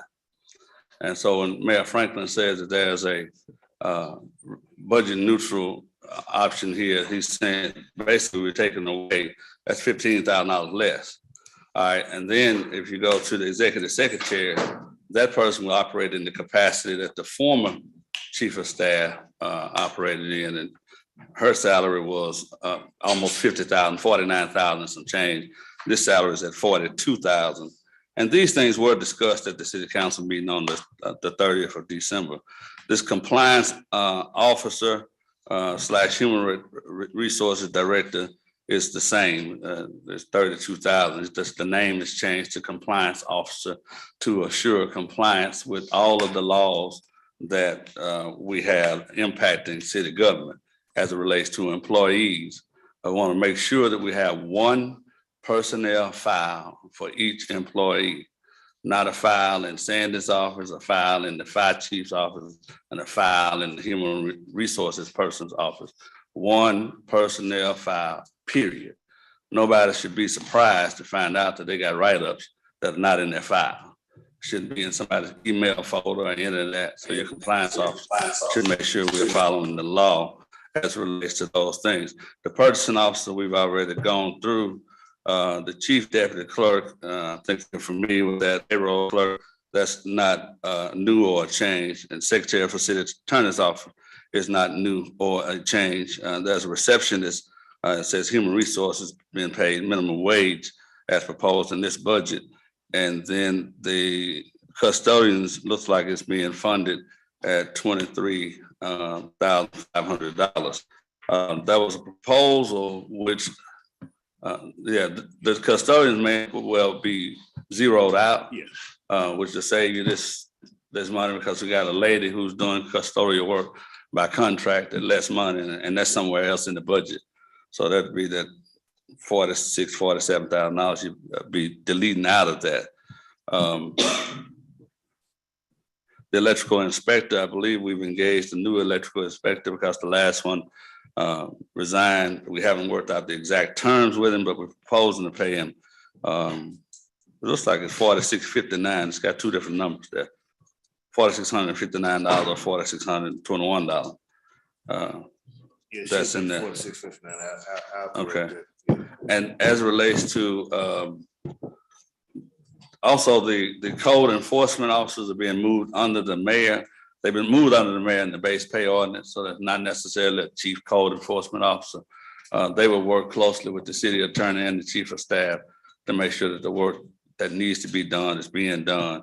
It's my understanding they've been assigned to begin with Ohio Street and work their way backwards from the river with whatever structures are dilapidated such that we can address those pretty quickly. And that's what the city attorney's office has told us that they're doing in that area. So I've actually gone over onto page 2. But the code enforcement officers, we got them all at $28,000. That's the base pay. And it's 3 positions. And while we should not discuss individual employees in the public meeting in this setting, we do need to look at what we're doing with animal control, because there's a bit of confusion in terms of how that was set up in the former administration. Mayor Franklin does want to support animal control, but animal control had to pay in the street department at $22,000, and then as code enforcement was $30,000, and I think the mayor merged them and gave a $30,000 salary. So we're gonna have to figure out what to do about that. But I believe whatever the council decides, Franklin will support. We just want to do it the right way, whatever the numbers are, whatever it is. And I'm sure the employee wants to keep the high number. If I were her, that's what I would want. And then the one other thing, just an update on the animal shelter. I mentioned it in the sense of the spending not lining up with the purchase order, right? But we need water and electricity out there. And that's something that we're slowly working on. And this budget process will help you to get that figured out, how much money you're gonna spend on animal control and all those types of things. But we need to figure out the water and electricity because they don't have that hookup. It's gonna be a separate hookup, or will it tie into the landfill? And so it'll be a separate service, or what will it be? And we're gonna get electricians and plumbers to look at that before we figure out, and then bring that to you. So I hope I've answered the questions. Mr. St. Columbia, you got any other questions of me? No, I have no further questions. Yes, sir. To ask you, no. Yes, sir. Okay. Anybody else got any questions about what I presented? I'll stand down. Thank you. Thank you, sir. Yes, sir. And right now, there's still one code. Right. No, I think there's 2 now. It's 2. There's two. There's one more. Yeah, we have one more.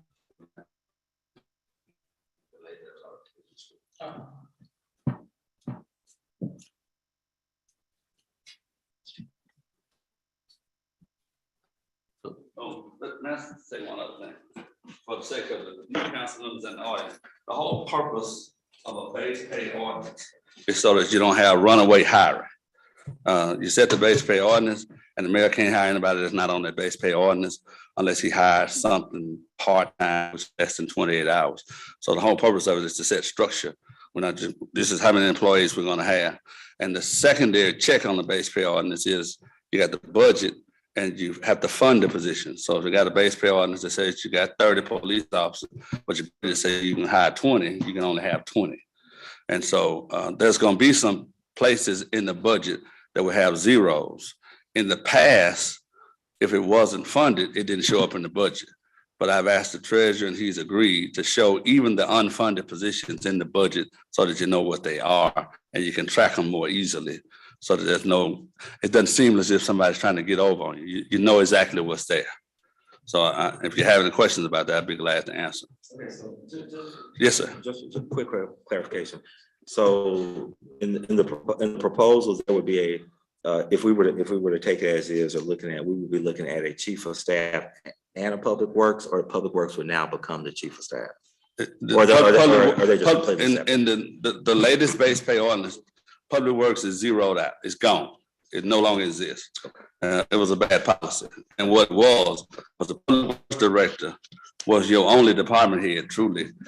He was over your landfill, your street, your sanitation, the parks, to the extent that anything was being done.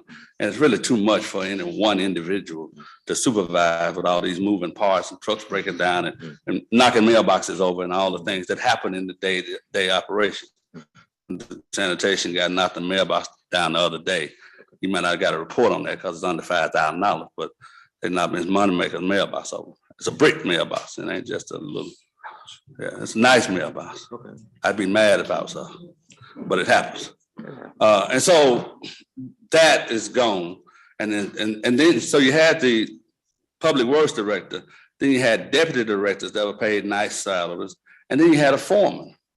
So it really was in James Valley's mind, not to say anything bad about anybody else, but it really was kind of a fiction, because you had your deputy directors, but they kind of didn't have power. And then you had a foreman under the deputy director. So now you're gonna have a director and a foreman running the department, and they'll answer to the mayor, and the chief of staff will assist the mayor in any way that he can to make sure things happen as they should.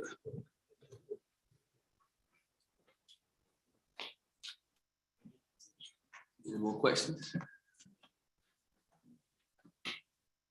I do have some concerns, I think, still.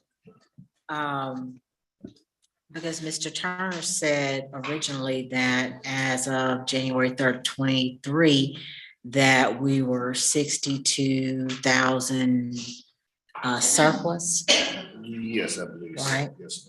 And then you said after the positions were added and the salaries were changed, that we went to a increase of $124,000, Deficit. which would carry us into a deficit. Yes, Am I correct? Okay. And so I'm looking at the addition of these different positions, and I'm not at all arguing whether or not they are valid or not. I think I'm more concerned with us adding when we are clearly going to be operating in a deficit. That's still, I mean, you know, I'm not the best manager sometimes of my own household money, but I can look and see where sometimes this appears to me to be a little top heavy.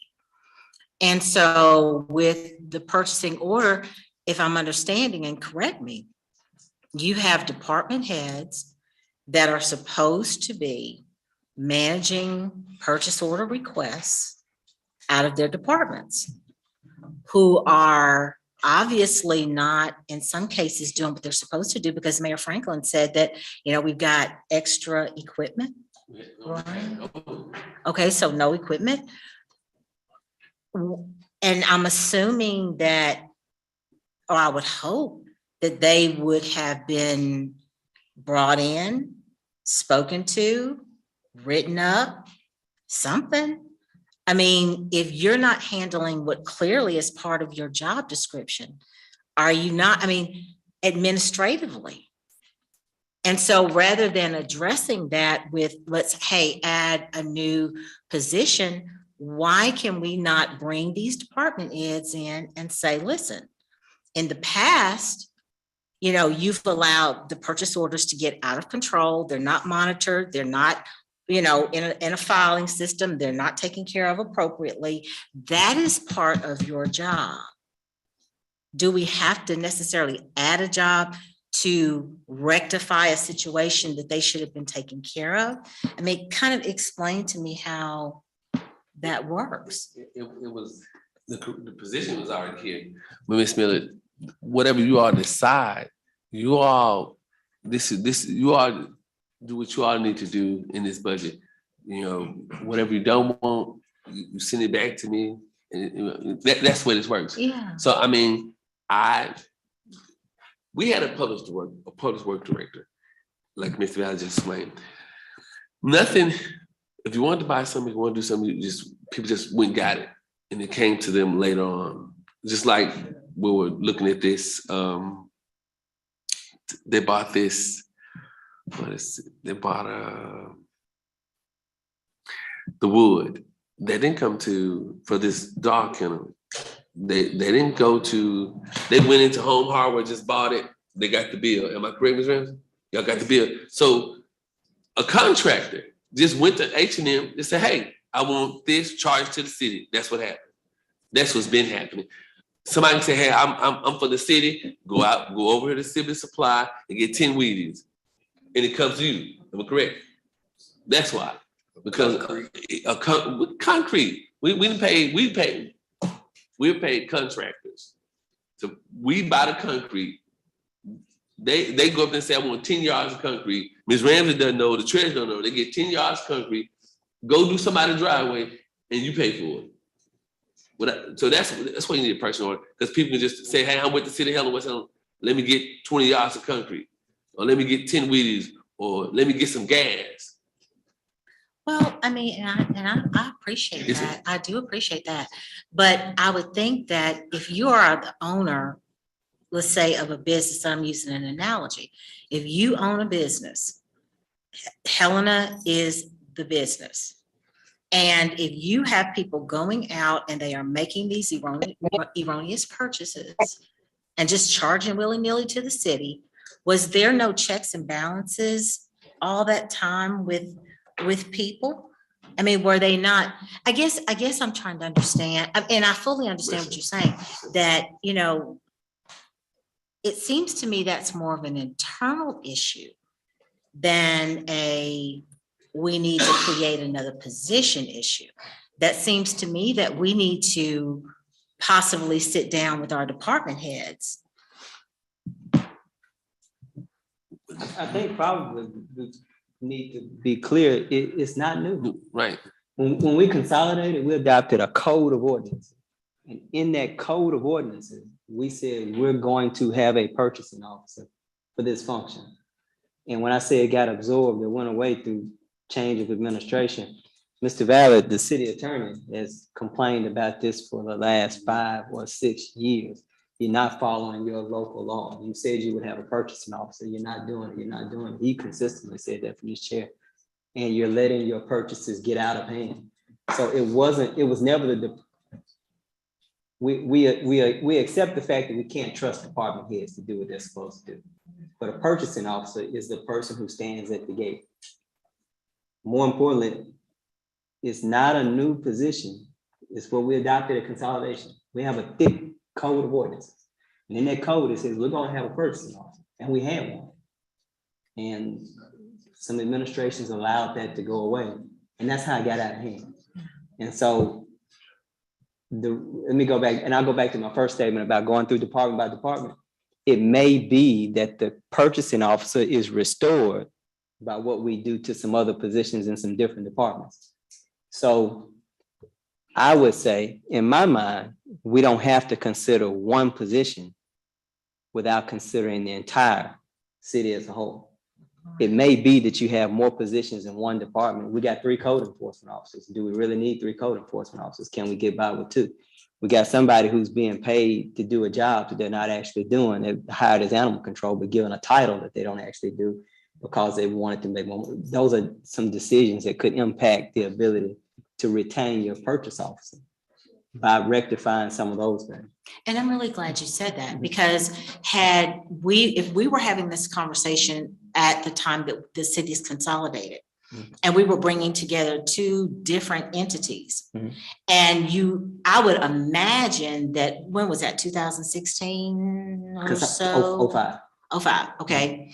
And so our population then was what, over 12,000, 15,000 or so in that range.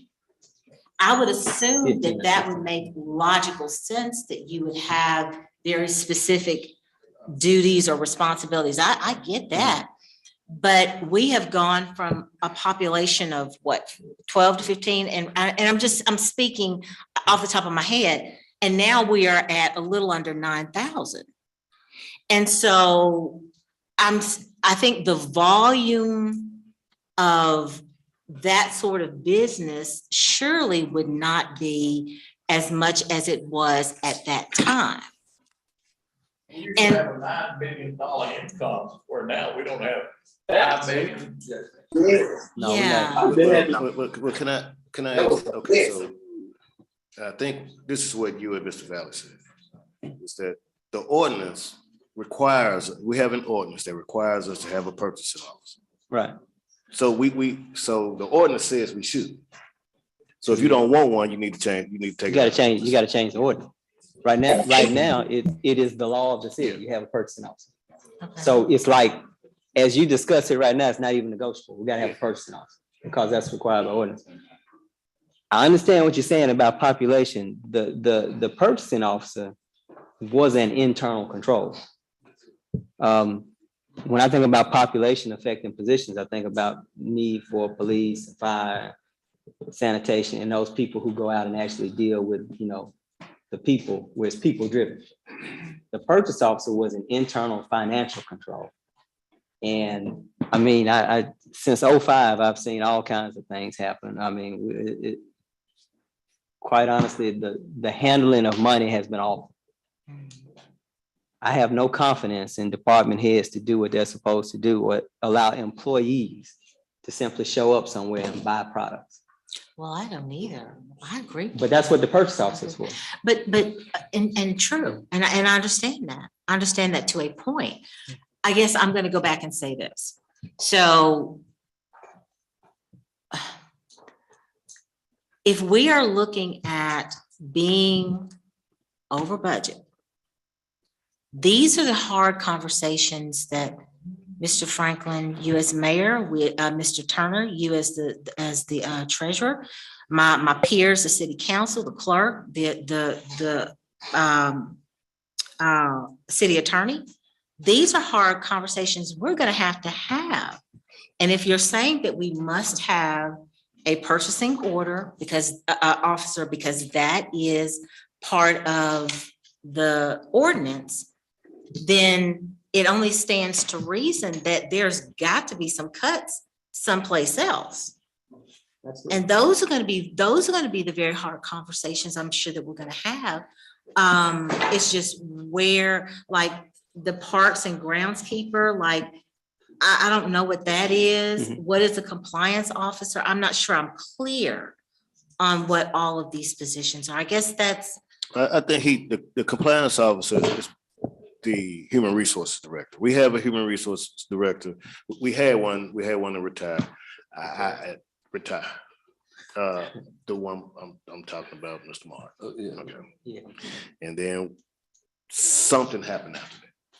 Okay. So I don't know how to explain that, but we have had a human resources director. He's just simply, it's just retitled basically because he's saying that the human resources director should be ensuring that we are in compliance. It's not adding duties, but they're just, I guess the title's just signifying exactly what this person should be doing. It just shouldn't be onboarding employees. They should be making sure that we're in compliance with wage and labor laws and IRS requirements and things like that. I would add this comment. If Andre was sitting at this table right now, he would remind everybody we are not the. Hey, that's Ms. Davis. Andre will remind everybody that we are not the federal government. We cannot have a deficit. When we pass our budget, it has to be balanced. So it's not even lit. So the cuts are not optional. They have to be made. And so, yeah, those are the discussions that we'll have, and they'll have to come somewhere because we can't pass the budget to have a deficit. And that's why I did the budget. That's why I added all of the positions in there. Mm-hmm. So you would see how it would affect the budget if everything was in there. And then you can really decide what you can prioritize what you needed and what you didn't need. Well, do you think we could do it the other way around? I mean, could we not go and hear from the department heads first and let them tell us, okay, I think these are the positions that we really must have. We've got to have these to be whatever in compliance, so forth, so on. And then after we've heard from all of the departments and sort of figure out, okay, this is a little fluff over here, this is not really necessary over here, then maybe then we can come back to the table and say, okay, we've managed to pare down in this department, we've pared down in this department, we've pared down. So now, I would feel a little bit more comfortable, but saying, okay, well, let's put that money in a purchasing officer or a compliance officer or something like, can we not do it that way? Well, okay, so what the law says that the mayor has to submit a budget by December 1st, right? A proposed budget. So in that process of coming up with the proposed budget, we talk with the department heads. They tell us what they want. And so we add that into the budget and we make the budget balance. We present it to the city council. The city council has to adopt it or adopt a budget. They don't have to adopt his budget. You could actually take his budget and ball it up, throw it in the trash can and put it on fire and create your own budget. You just have to adopt a budget. So the process that we go through, we talk to the department heads when not because he hasn't done it this year, but traditionally I would sit with the mayor and I would help him develop his proposed budget. And in that process, we would talk to the department heads and we would present it to the city council. Once it's presented to the city council, the department heads will come in again. When we went through each department, we would have the departments come in again and explain it to the city council. So they would know what this department head needed. And then the city council who made the ultimate decision, then you can make the ultimate decision then. So that's why we're starting with admin. So you guys can talk to the heads of admin. So they're telling you what they need and what they want. And it's up to you guys, and it's up to us to kind of figure out what we need to do, what we can keep, what we can cut to make the balance, to make the budget balance. So we do this process, but we have to do it twice. So we've already done Kevin former mayor just submitted the old budget. But traditionally, what we would do, we would go through that process that you're describing. We would talk to the department heads and we would come up with a proposed budget. But we don't have time to have everybody come in on the same day. We have to kind of schedule it out and have the department heads come in on days when they can. We usually have one of the departments, the code enforcement department isn't large, so we can discuss that when we discuss admin. But that's how, I think that's what we're doing. That's what I thought that's what we were doing. What I'm thinking is, this is just a suggestion. Yes. So we have a chief deputy records and paying clerk, which I understand she pays in our chief deputy who pays our invoices. Yeah. Pays our bills. Yes. To me, the logical thing would be if we're looking for a purchasing person, would maybe redefine some of her duties. If it's necessary, give her a raise. But you have to kind of have segregation of duties. You can't have, because this is the county, you try to reduce the opportunities for fraud. And so you don't really want the person approving a purchase and paying for the purchase. I got you. That would get flagged. Yes. Yeah. Because I understand right now, if I understand correctly, she's actually doing both duties. Is that correct? Well, as far as paying invoices, the deputy clerk. Yes, but I think the issue, the primary issue is that we have the way spending gets out of control is that you have one person approving the spending, which is the mayor, which statutorily he has the exclusive authority to do so. So according to state law, his signature is the only thing that's needed on there. He's approved it.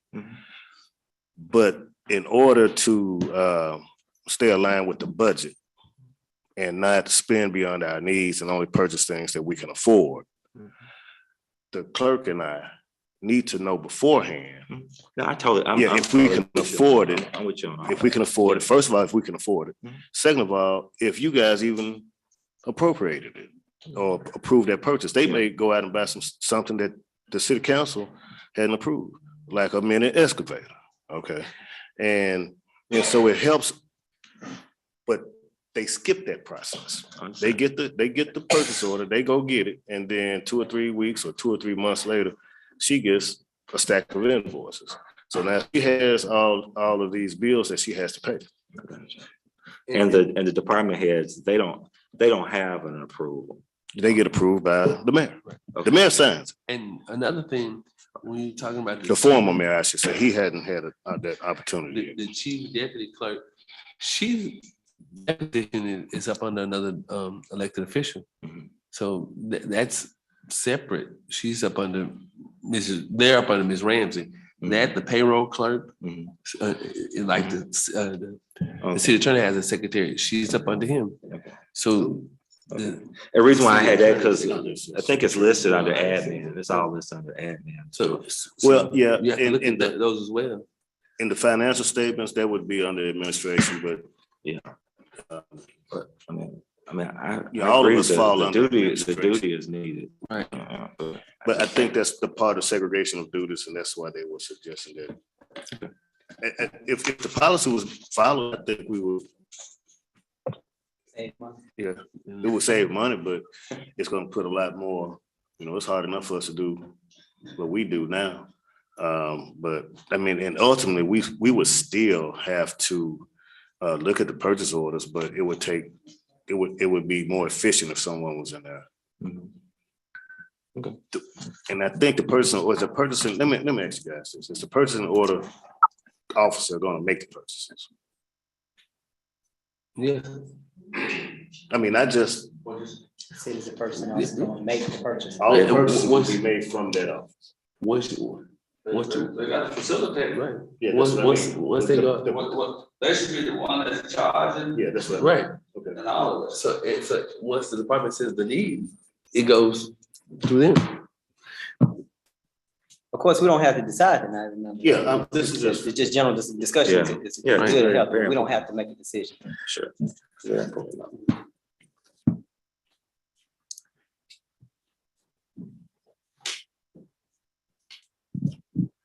So would the purchasing person bring their list of purchasing requests before the council prior to?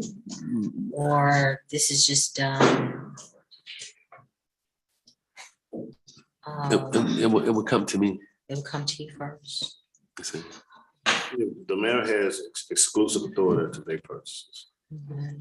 The city council authorizes him to make the expenditure. So you tell him how much money he can spend on a particular item. So he can spend it, or he doesn't have to spend it if he doesn't want to. Up to, but Up to a certain amount. the reason why purchase officer is needed, just like I followed a couple of days ago, I followed the purchase order. It would, because it gives some trust. I'm not gonna order concrete. It gives you all some trust to see that, hey, listen, this is everything that goes on will come through you all. If it's over my spending limit, it will come through you all, because you have to have some trust. When I was on the side of the table, we had no trust. We just would get bills. I would find bills that we would get. There'd be somebody got to do some concrete, got 47 here, 49 here, 45 here, and it never go over $5,000. So when the bills will come, you're taking money from the street department, you're taking money from the water department, you're taking money from all over. When these people can do what they want to do, out of purchasing officer or anybody else, they can spend money. I got it in my bag. There was a Ms. Ramsey and Mr. Turner, you all can agree, and Mr. Anthony, Ms. Davis, because they were here, Ms. St. Columbia as well. Now I had a stack of bills that folks had poured concrete, had cut the levees, not the levee, but cut the parks. We got $4,700 today, and turn around, got $4,700 tomorrow, got $2,200 today, got $3,200 yesterday. That's taken from each department. So you have people who are just doing things, or that I'm trying to prevent people from coming and saying, oh, I did this work today, give me $2,600. Then come back next week, oh, I did this, give me another $2,600. That money is coming out of the budget from somewhere. So people, when they can grab here and grab there, we still losing money. And another thing, ma'am, you got a question? You got a question? Maybe. Yes, ma'am. I knew you would talk. I was trying to make sure that you had something to say. I want to make sure you allow anybody allowed to say something. But no, but I was trying to. That's okay. My thing is this. I'm trying to make sure we get it right this time. I ain't trying to go back to yesterday. I mean, you all, like I said, have the decision to do what you all want to do. Whatever you all feel is best for the city. I'm fine with it. That's why I put it out here. When we talk about purchasing office, let's think about this. We got the same land we had in 2005. You got people dumping all across the city. You got houses not being torn down. We got the same problem we had then. We're trying to make it right this time.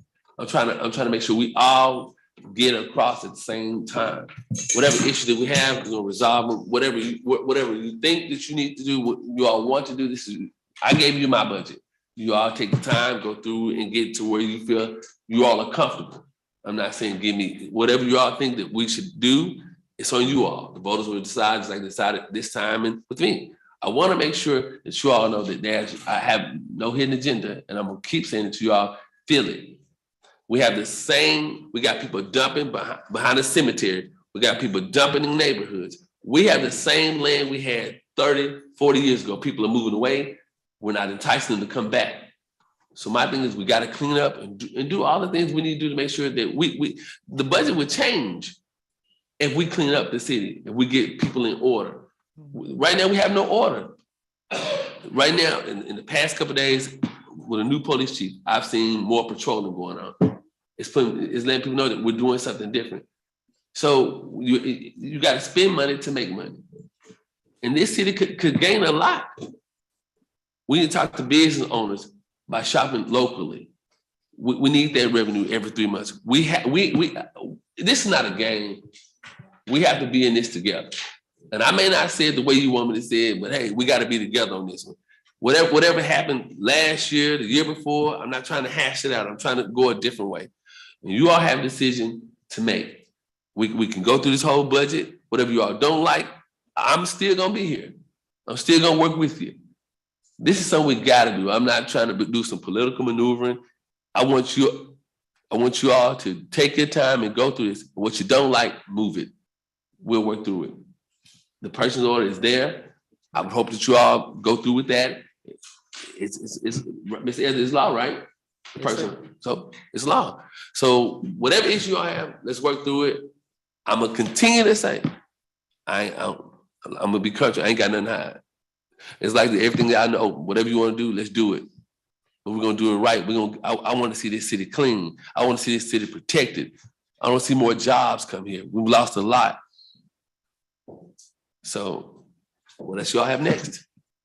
When is the last day that we do have an opportunity to iron all this out? You got it to February 1st, midnight. So are we going to have another meeting, Mr. Turner? It's up to the body. We can meet tomorrow. We can meet up. Previously when I was on the city's council, we met every day until everybody was satisfied.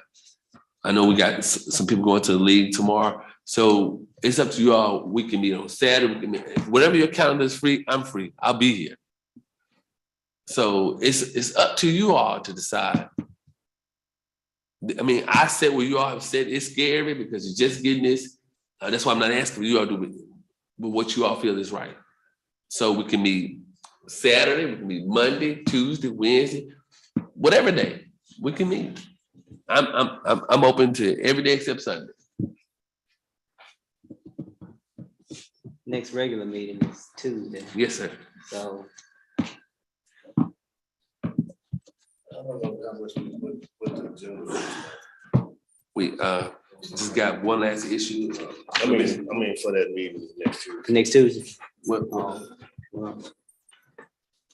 Right now, on next Tuesday's agenda, you've got 2 guests and 2 more event permits that I can probably delay because they're not until like maybe April or June. And just the budget is what I've got on there now.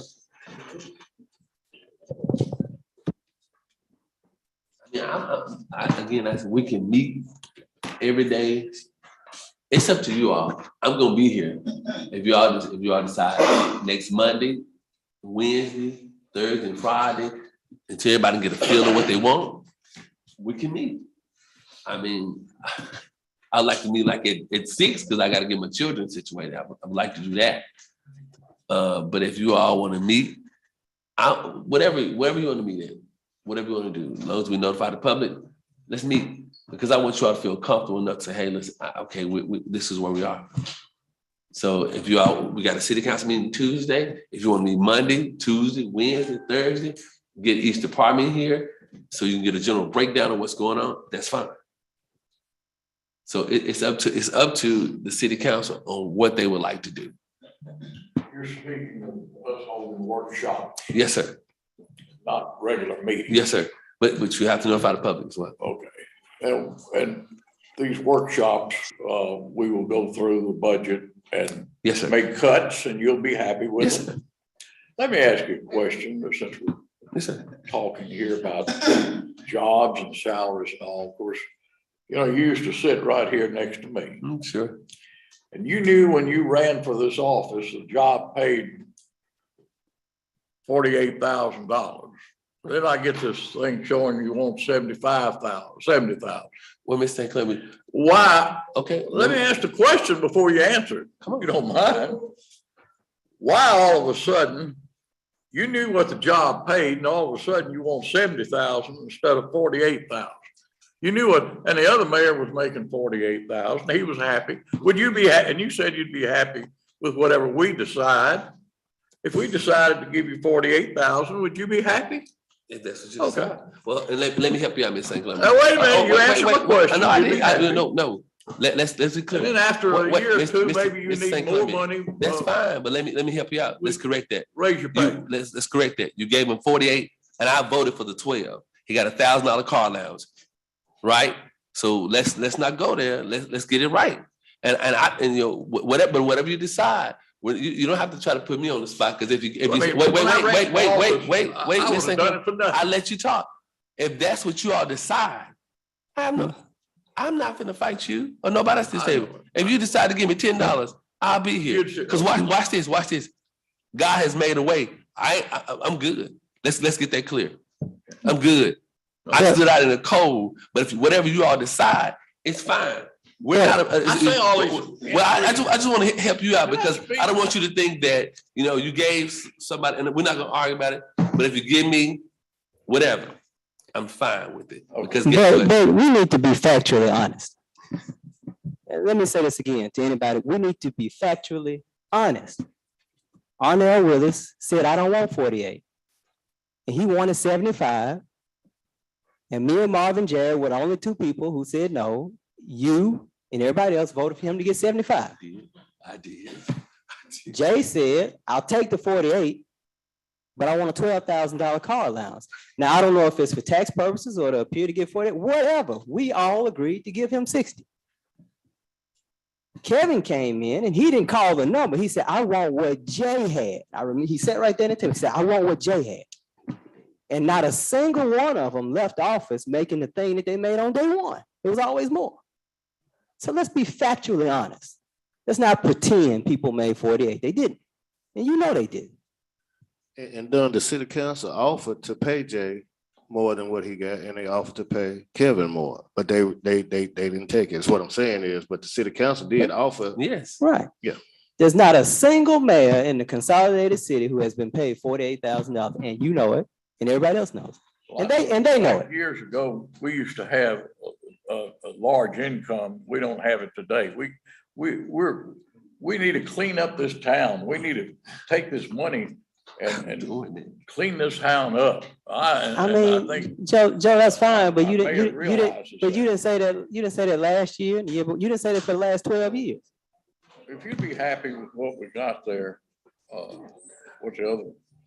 But then we're creating other jobs. I'm gonna have to look at this. But that's You're fine. right. We need to have our workshop. Right. So But when you look at it, there are other people. If that proposes raises, we got some people at 88, 83 proposing 60, 67 to 73. So if we're gonna talk, let's talk. Don't just jab at me. Well, I mean, right is right. Look at your budget.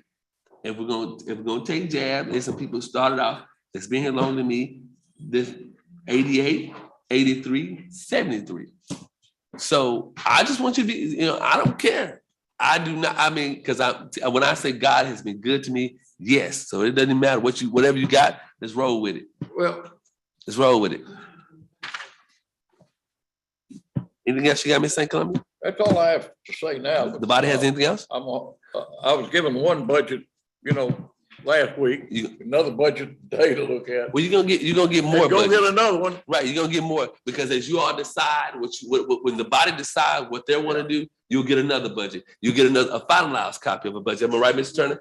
Everybody, the budget will change to your satisfaction. Okay. So it's up to you all.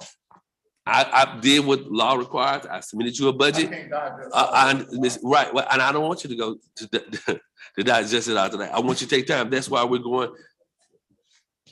So, anybody else have any questions? Yeah, every budget that you guys get from now on is going to be changes that you ask me to do, and I'll make the changes and I'll give it to you and show you how it looks after you do it. Yeah. Right. So I just presented mine to you all, and it's like. So you'd be happy with we'll start with the mayor since that's the first one on the list. 48,000 plus 12,000 for car expense. Miss St. Columbia. You'd live with that. You all have to. That's something you all decide. But I'm not gonna. I'd suggest. I'm not gonna make that. You're not gonna try to tie me in anything. I'm not gonna answer about anybody's salary. What you can do is look at this budget and do what you need to do. We're not gonna I'm not gonna be the target of a political game. And I'm not gonna get in there with you because I've been there with you before. I'm gonna respect you. So the body, you all have decisions to make. I look forward to working with each and every one of you all. I'm not gonna play political tag with anybody at this table. No one. We're gonna run this city the right way. We're gonna get it done together. I have no hidden agenda. We're gonna do this right. So whatever you all decide, that's what we're gonna do. So to you, Miss St. Columbia, you told me last Tuesday night, you think the job ought to pay $100,000. It's what you said to me. What now? You told me the other night when you hugged me, you said the job ought to pay $100,000. Now you're telling me about this. You said that if the job should pay $100,000, I think you should have it. We're not gonna play those kind of games.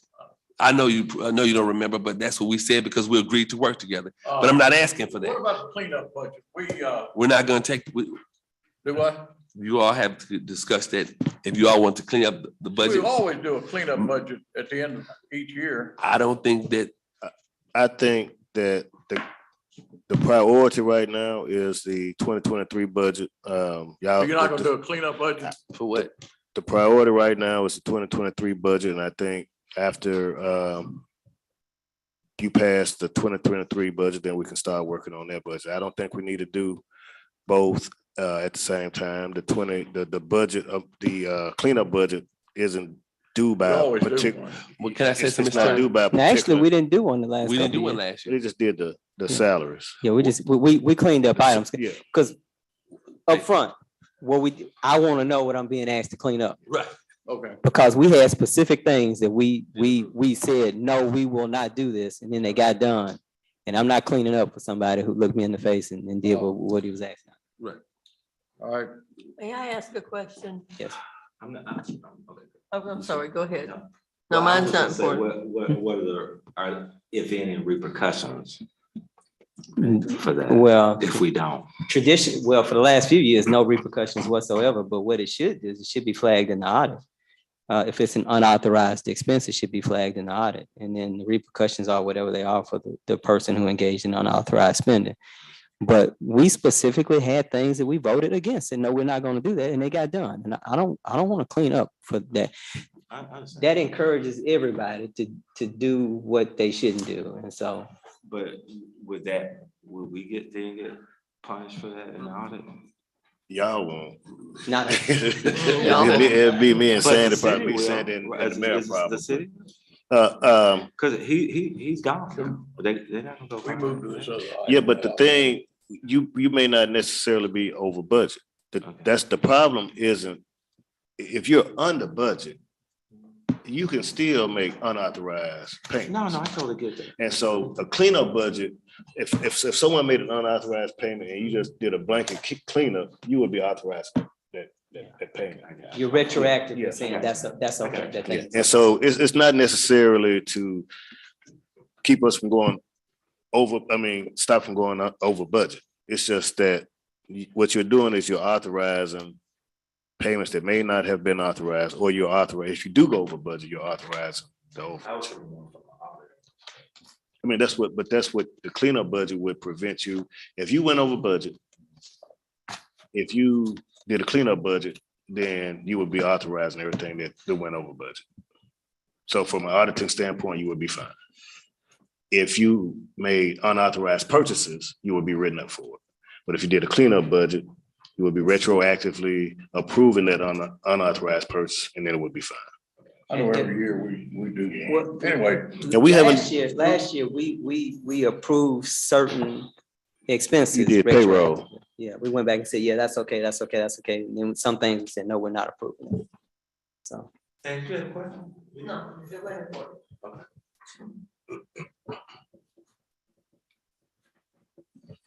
Thank you for your patience. Oh. I know I'm asking a lot of questions. I appreciate it. No. You're gonna do it next meeting too. Don't worry about it. It's fine. That's what we give. Like I said, I'm available anytime you guys want to meet, just let me know. Because I know how stressful it can be. I know it's time consuming. So And we need to establish dates that you all want to meet. If y'all want to do it now, to establish dates that we need to meet. Like I said, I would like you to take your time. If you want to do 3 more meetings, 4 more meetings, I'm fine with that. I want you all to discuss what dates are available for you all. I know everybody has a schedule, but I will flex mine. Monday's a holiday, but it's I don't think nobody's gonna meet until before Tuesday anyway. I don't think.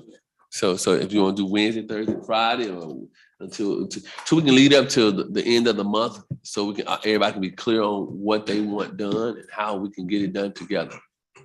So if you all want to wait till Tuesday night to discuss the dates that you all would like to meet, I'm fine with that. So it's up to you. We need time. That's what I'm giving you, Miss St. Columbia. I'm gonna give you more than enough time, but what I want you all to do is we need to keep meeting. When I was on the city council, we met for probably like 3 weeks to keep talking, because I want to get to a number that I want everybody to get what they're looking for. Department, like we have done in Yes, the yes, past, ma'am. and I'm open invite to the the days. department heads to Right. come out and voice their opinions on their needs. Yes, ma'am. You tell me what date, what department that you want, we can get that done. So you all decide, we meet Tuesday night, if the Lord's will. You all tell me what department you want Wednesday, what you want Thursday, or if you want Wednesday and Friday, then Tuesday, or you pick the dates and I'll be here. You tell me Tuesday what you want and who to get here, and we'll have them here. Probably fire will probably be next. Ms. Davis is saying fire. What do y'all think? Can we just? Yeah. So that's a regular council meeting. Tuesdays, we got a regular council meeting Tuesday. So you want me Wednesday or Thursday? Monday's a holiday. Wednesday. No. Oh, you mean the 16th? If that's why I asked the city clerk what the agenda was, how heavy the agenda was Tuesday, because if it's not a heavy agenda, you may be able to knock off a small department Tuesday. If you have the I time. wouldn't do more than one at the regular. Okay, so if you. I wouldn't do more than one. That's why I say you can knock off a So do small we one. want to do one on Tuesday? It's up to you all. Something like district court or something that's not, So the fire department. the fire department's gonna be. It's Okay. their call. Okay, fine. So y'all saying fire department Tuesday? Fire on Tuesday. Miss Revs, can you make sure we have fire? I will. So do you all want to try Wednesday, or you want to skip, let you get a break and come back Thursday? Okay, so we can choose. Let's wait till Tuesday to figure out. But I'm trying to keep the party going. Just wait till Tuesday, please, sir. Those of you that are going to convention, are you going virtually or in person? Okay. I got a question about the veto. What, the city attorney's not here? Oh, wait a minute. I was kind enough to, I'm not the city attorney. Okay. I have never run for the city attorney position, but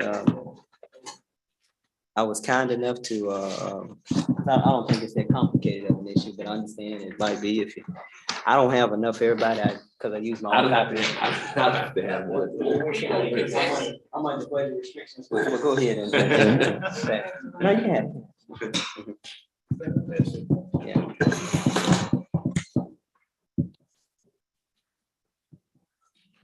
I got one already.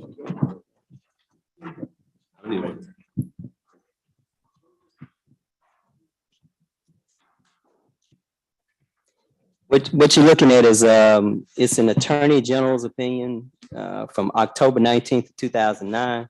That's at the time that Dustin McDaniel was, the attorney general for the state of Arkansas. So this goes back over a number of years, and he cites the statutes that apply to a veto. And just for our listeners, it says, I'm writing, well, there's a request for an opinion on the following question.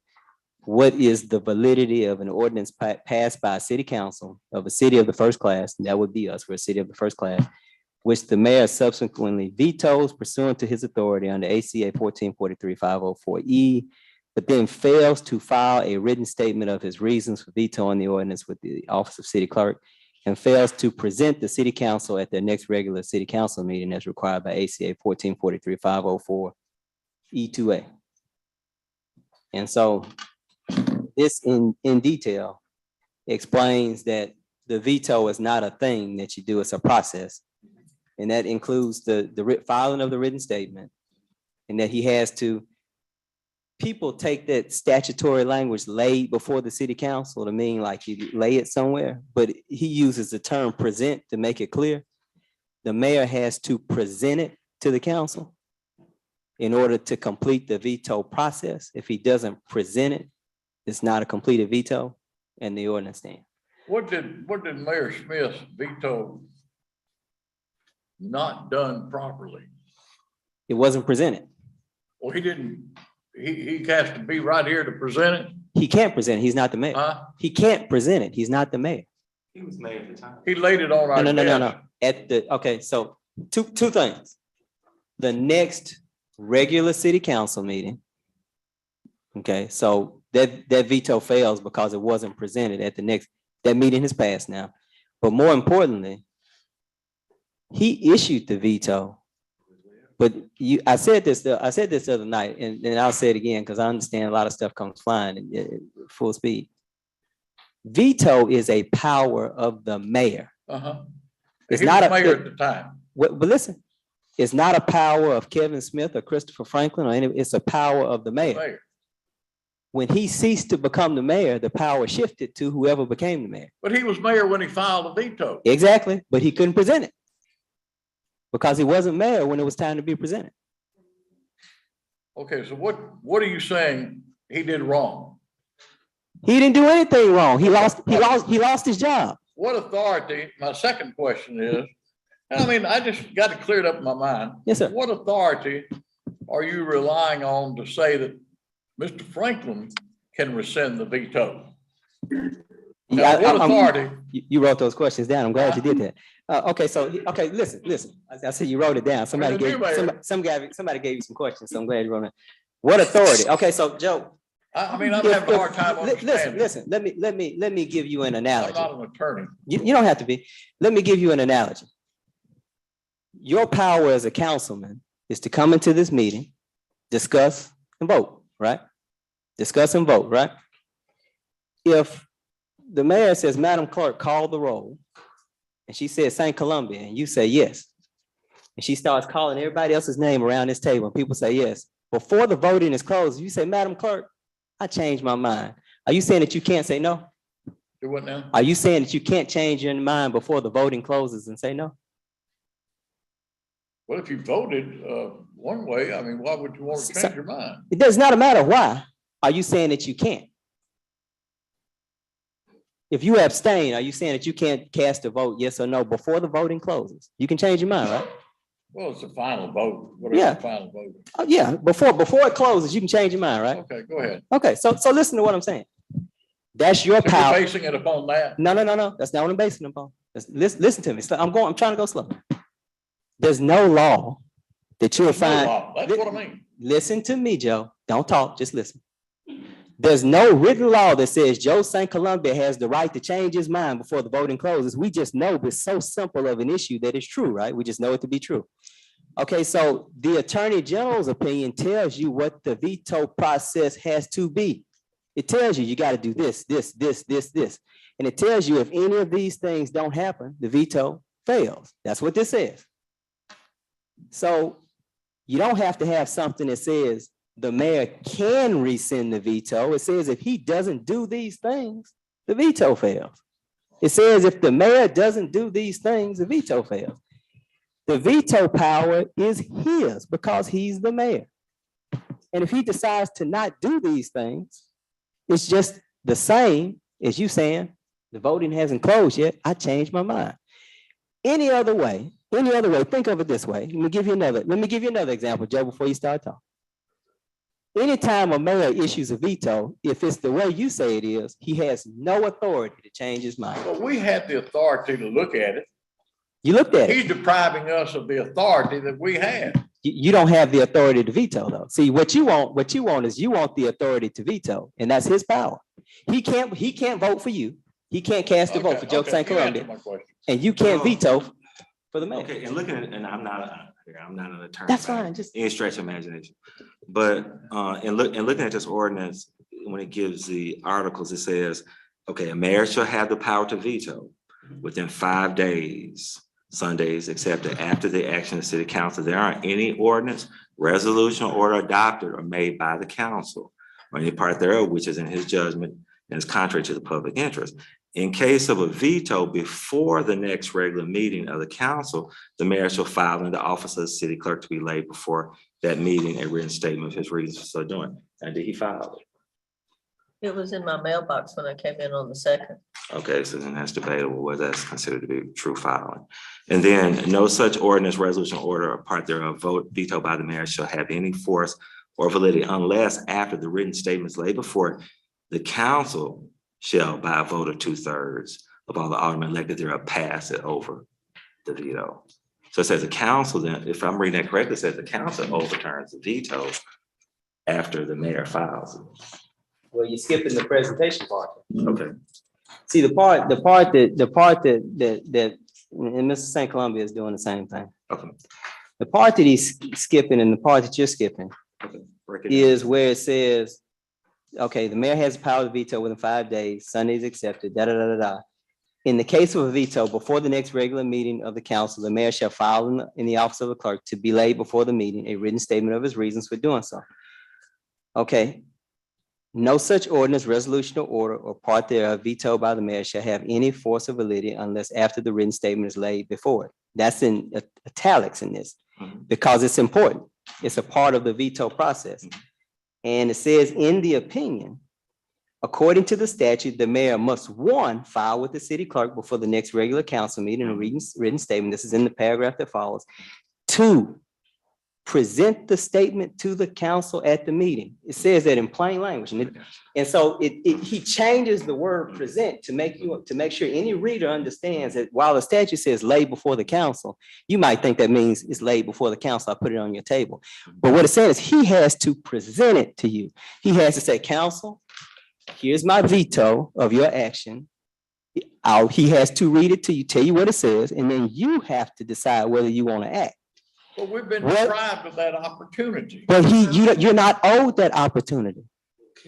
You're not owed that opportunity. To say that you're owed the opportunity is also to say that if okay, let's say we all vote for something that you don't agree with. If you believe you have an opportunity, you're owed an opportunity, you believe you're owed the opportunity to have the mayor veto. It was here when I got here. Well, you didn't understand I the knew difference. all about it. But what I'm saying is that Yet he would not present. if you're saying it was, You'll have to figure all that out. if you're saying it was laid before you and you're still arguing that point, you don't understand the presentation part. The mayor specifically wrote a letter saying, I do not intend to present this, take it off the agenda. That's his power and authority. So that he didn't want to go through with he was not required to file. The same way he doesn't have to keep a single employee that was hired by Kevin Smith, he doesn't have to keep a single policy or procedure that was implanted by Kevin Smith. He didn't have to keep Kevin Smith's veto either. Period. That's just it. Well, I'm gonna put my 2 cents. There's a statement and it goes this way. It says, although some things are lawful, they may not be expedient. It might not be what? Might not be expedient. And I'll just leave it at that. I understand that. Because I mean, we inherited an issue that we were left out of the process. But it's two-sided. And let me tell you why it's two-sided. Okay. The council lawfully met and notified everybody who was required to be here. It was legal. It was legal. Okay, It was legal. and the argument that I've heard is, well, you got new people coming on and they didn't get a chance to decide. Well, they weren't on the council on that day. I understand. It was a lawful meeting. But it was a whole litany of things that we inherited that were basically Well, shoved down our throat. I understand, but That's all I'm saying. but the mayor But it's also done. the mayor also issued a veto for something that he wasn't going to be mayor during its enactment. I hear you. So he was taking a stab at something that he wouldn't have any authority over. Okay. And so this council has the authority, still has the authority to act. Okay. This body has the authority to act. I'm just voicing. And I'm just voicing my concern as a new council member. So that's why maybe we were a little bit on edge at the first meeting, because we came in already with a big itinerary of things that already been done. We was like, man, can we trust people? Well, I don't know. I didn't know you were on edge. But I mean, but we passed things in November, we passed things in December, and I understand this was on the 30th. I'm saying it was still lawful council action. It was proper notice, and Mr. St. Columbia got notice and he decided not to come. But it was proper notice. You waived your right to come and dispute and vote and voice your opinion. This was a special call meeting that you called. Who called that meeting? You called it? I signed it. You signed it. I didn't attended. sign it. I attended, I signed. But I couldn't come. You were in the mayor's office while it was going on. No, I was not in the mayor's You office. were. Yes, you were. I got down here. I was We here were, late that afternoon. we were still Y'all here. were adjourned by then. No, sir. Well, I didn't know you We were- came out, and they said, Mr. St. Columbia is down the hallway in the mayor's office. Well, I didn't It even know wasn't you were an in here. involuntary meeting. It was a meeting that we I thought the had. meeting was over. It wasn't an involuntary meeting. I think what people are trying to do, like we had something to hide. The meeting was called, people were notified, Councilwoman Harris, Well, Mr. Miller, Ms. Miller, excuse me, Ms. St. Clement, you all wasn't elected officials then. So the people who came, Mrs. Ford, Mrs. Davis, Mr. Anthony, myself, and Mrs. Ford, we all came down here. The mayor noted, Ms. Rams was here, the treasurer came in after. So there was not this thing going tonight. The paper was here, Mr. Monday was here, everybody was here. Oh, no, Miss Sandy was here, I'm sorry, Ms. Rams was here recording. So if you want to listen, we got the recordings. Well, Ms. Franklin, let me say this, because it comes to mind that everybody's talking about that ordinance, but what nobody's talking about is that we had employees in the water department who had been terminated, including the department head during the water crisis.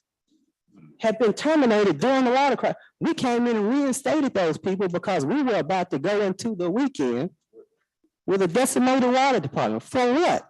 It made no, under a reduction in force policy that doesn't even exist for the city. And so that was not the only issue that we took up at that meeting. And Mr. St. Columbia, the veto issue was talked about in the meeting.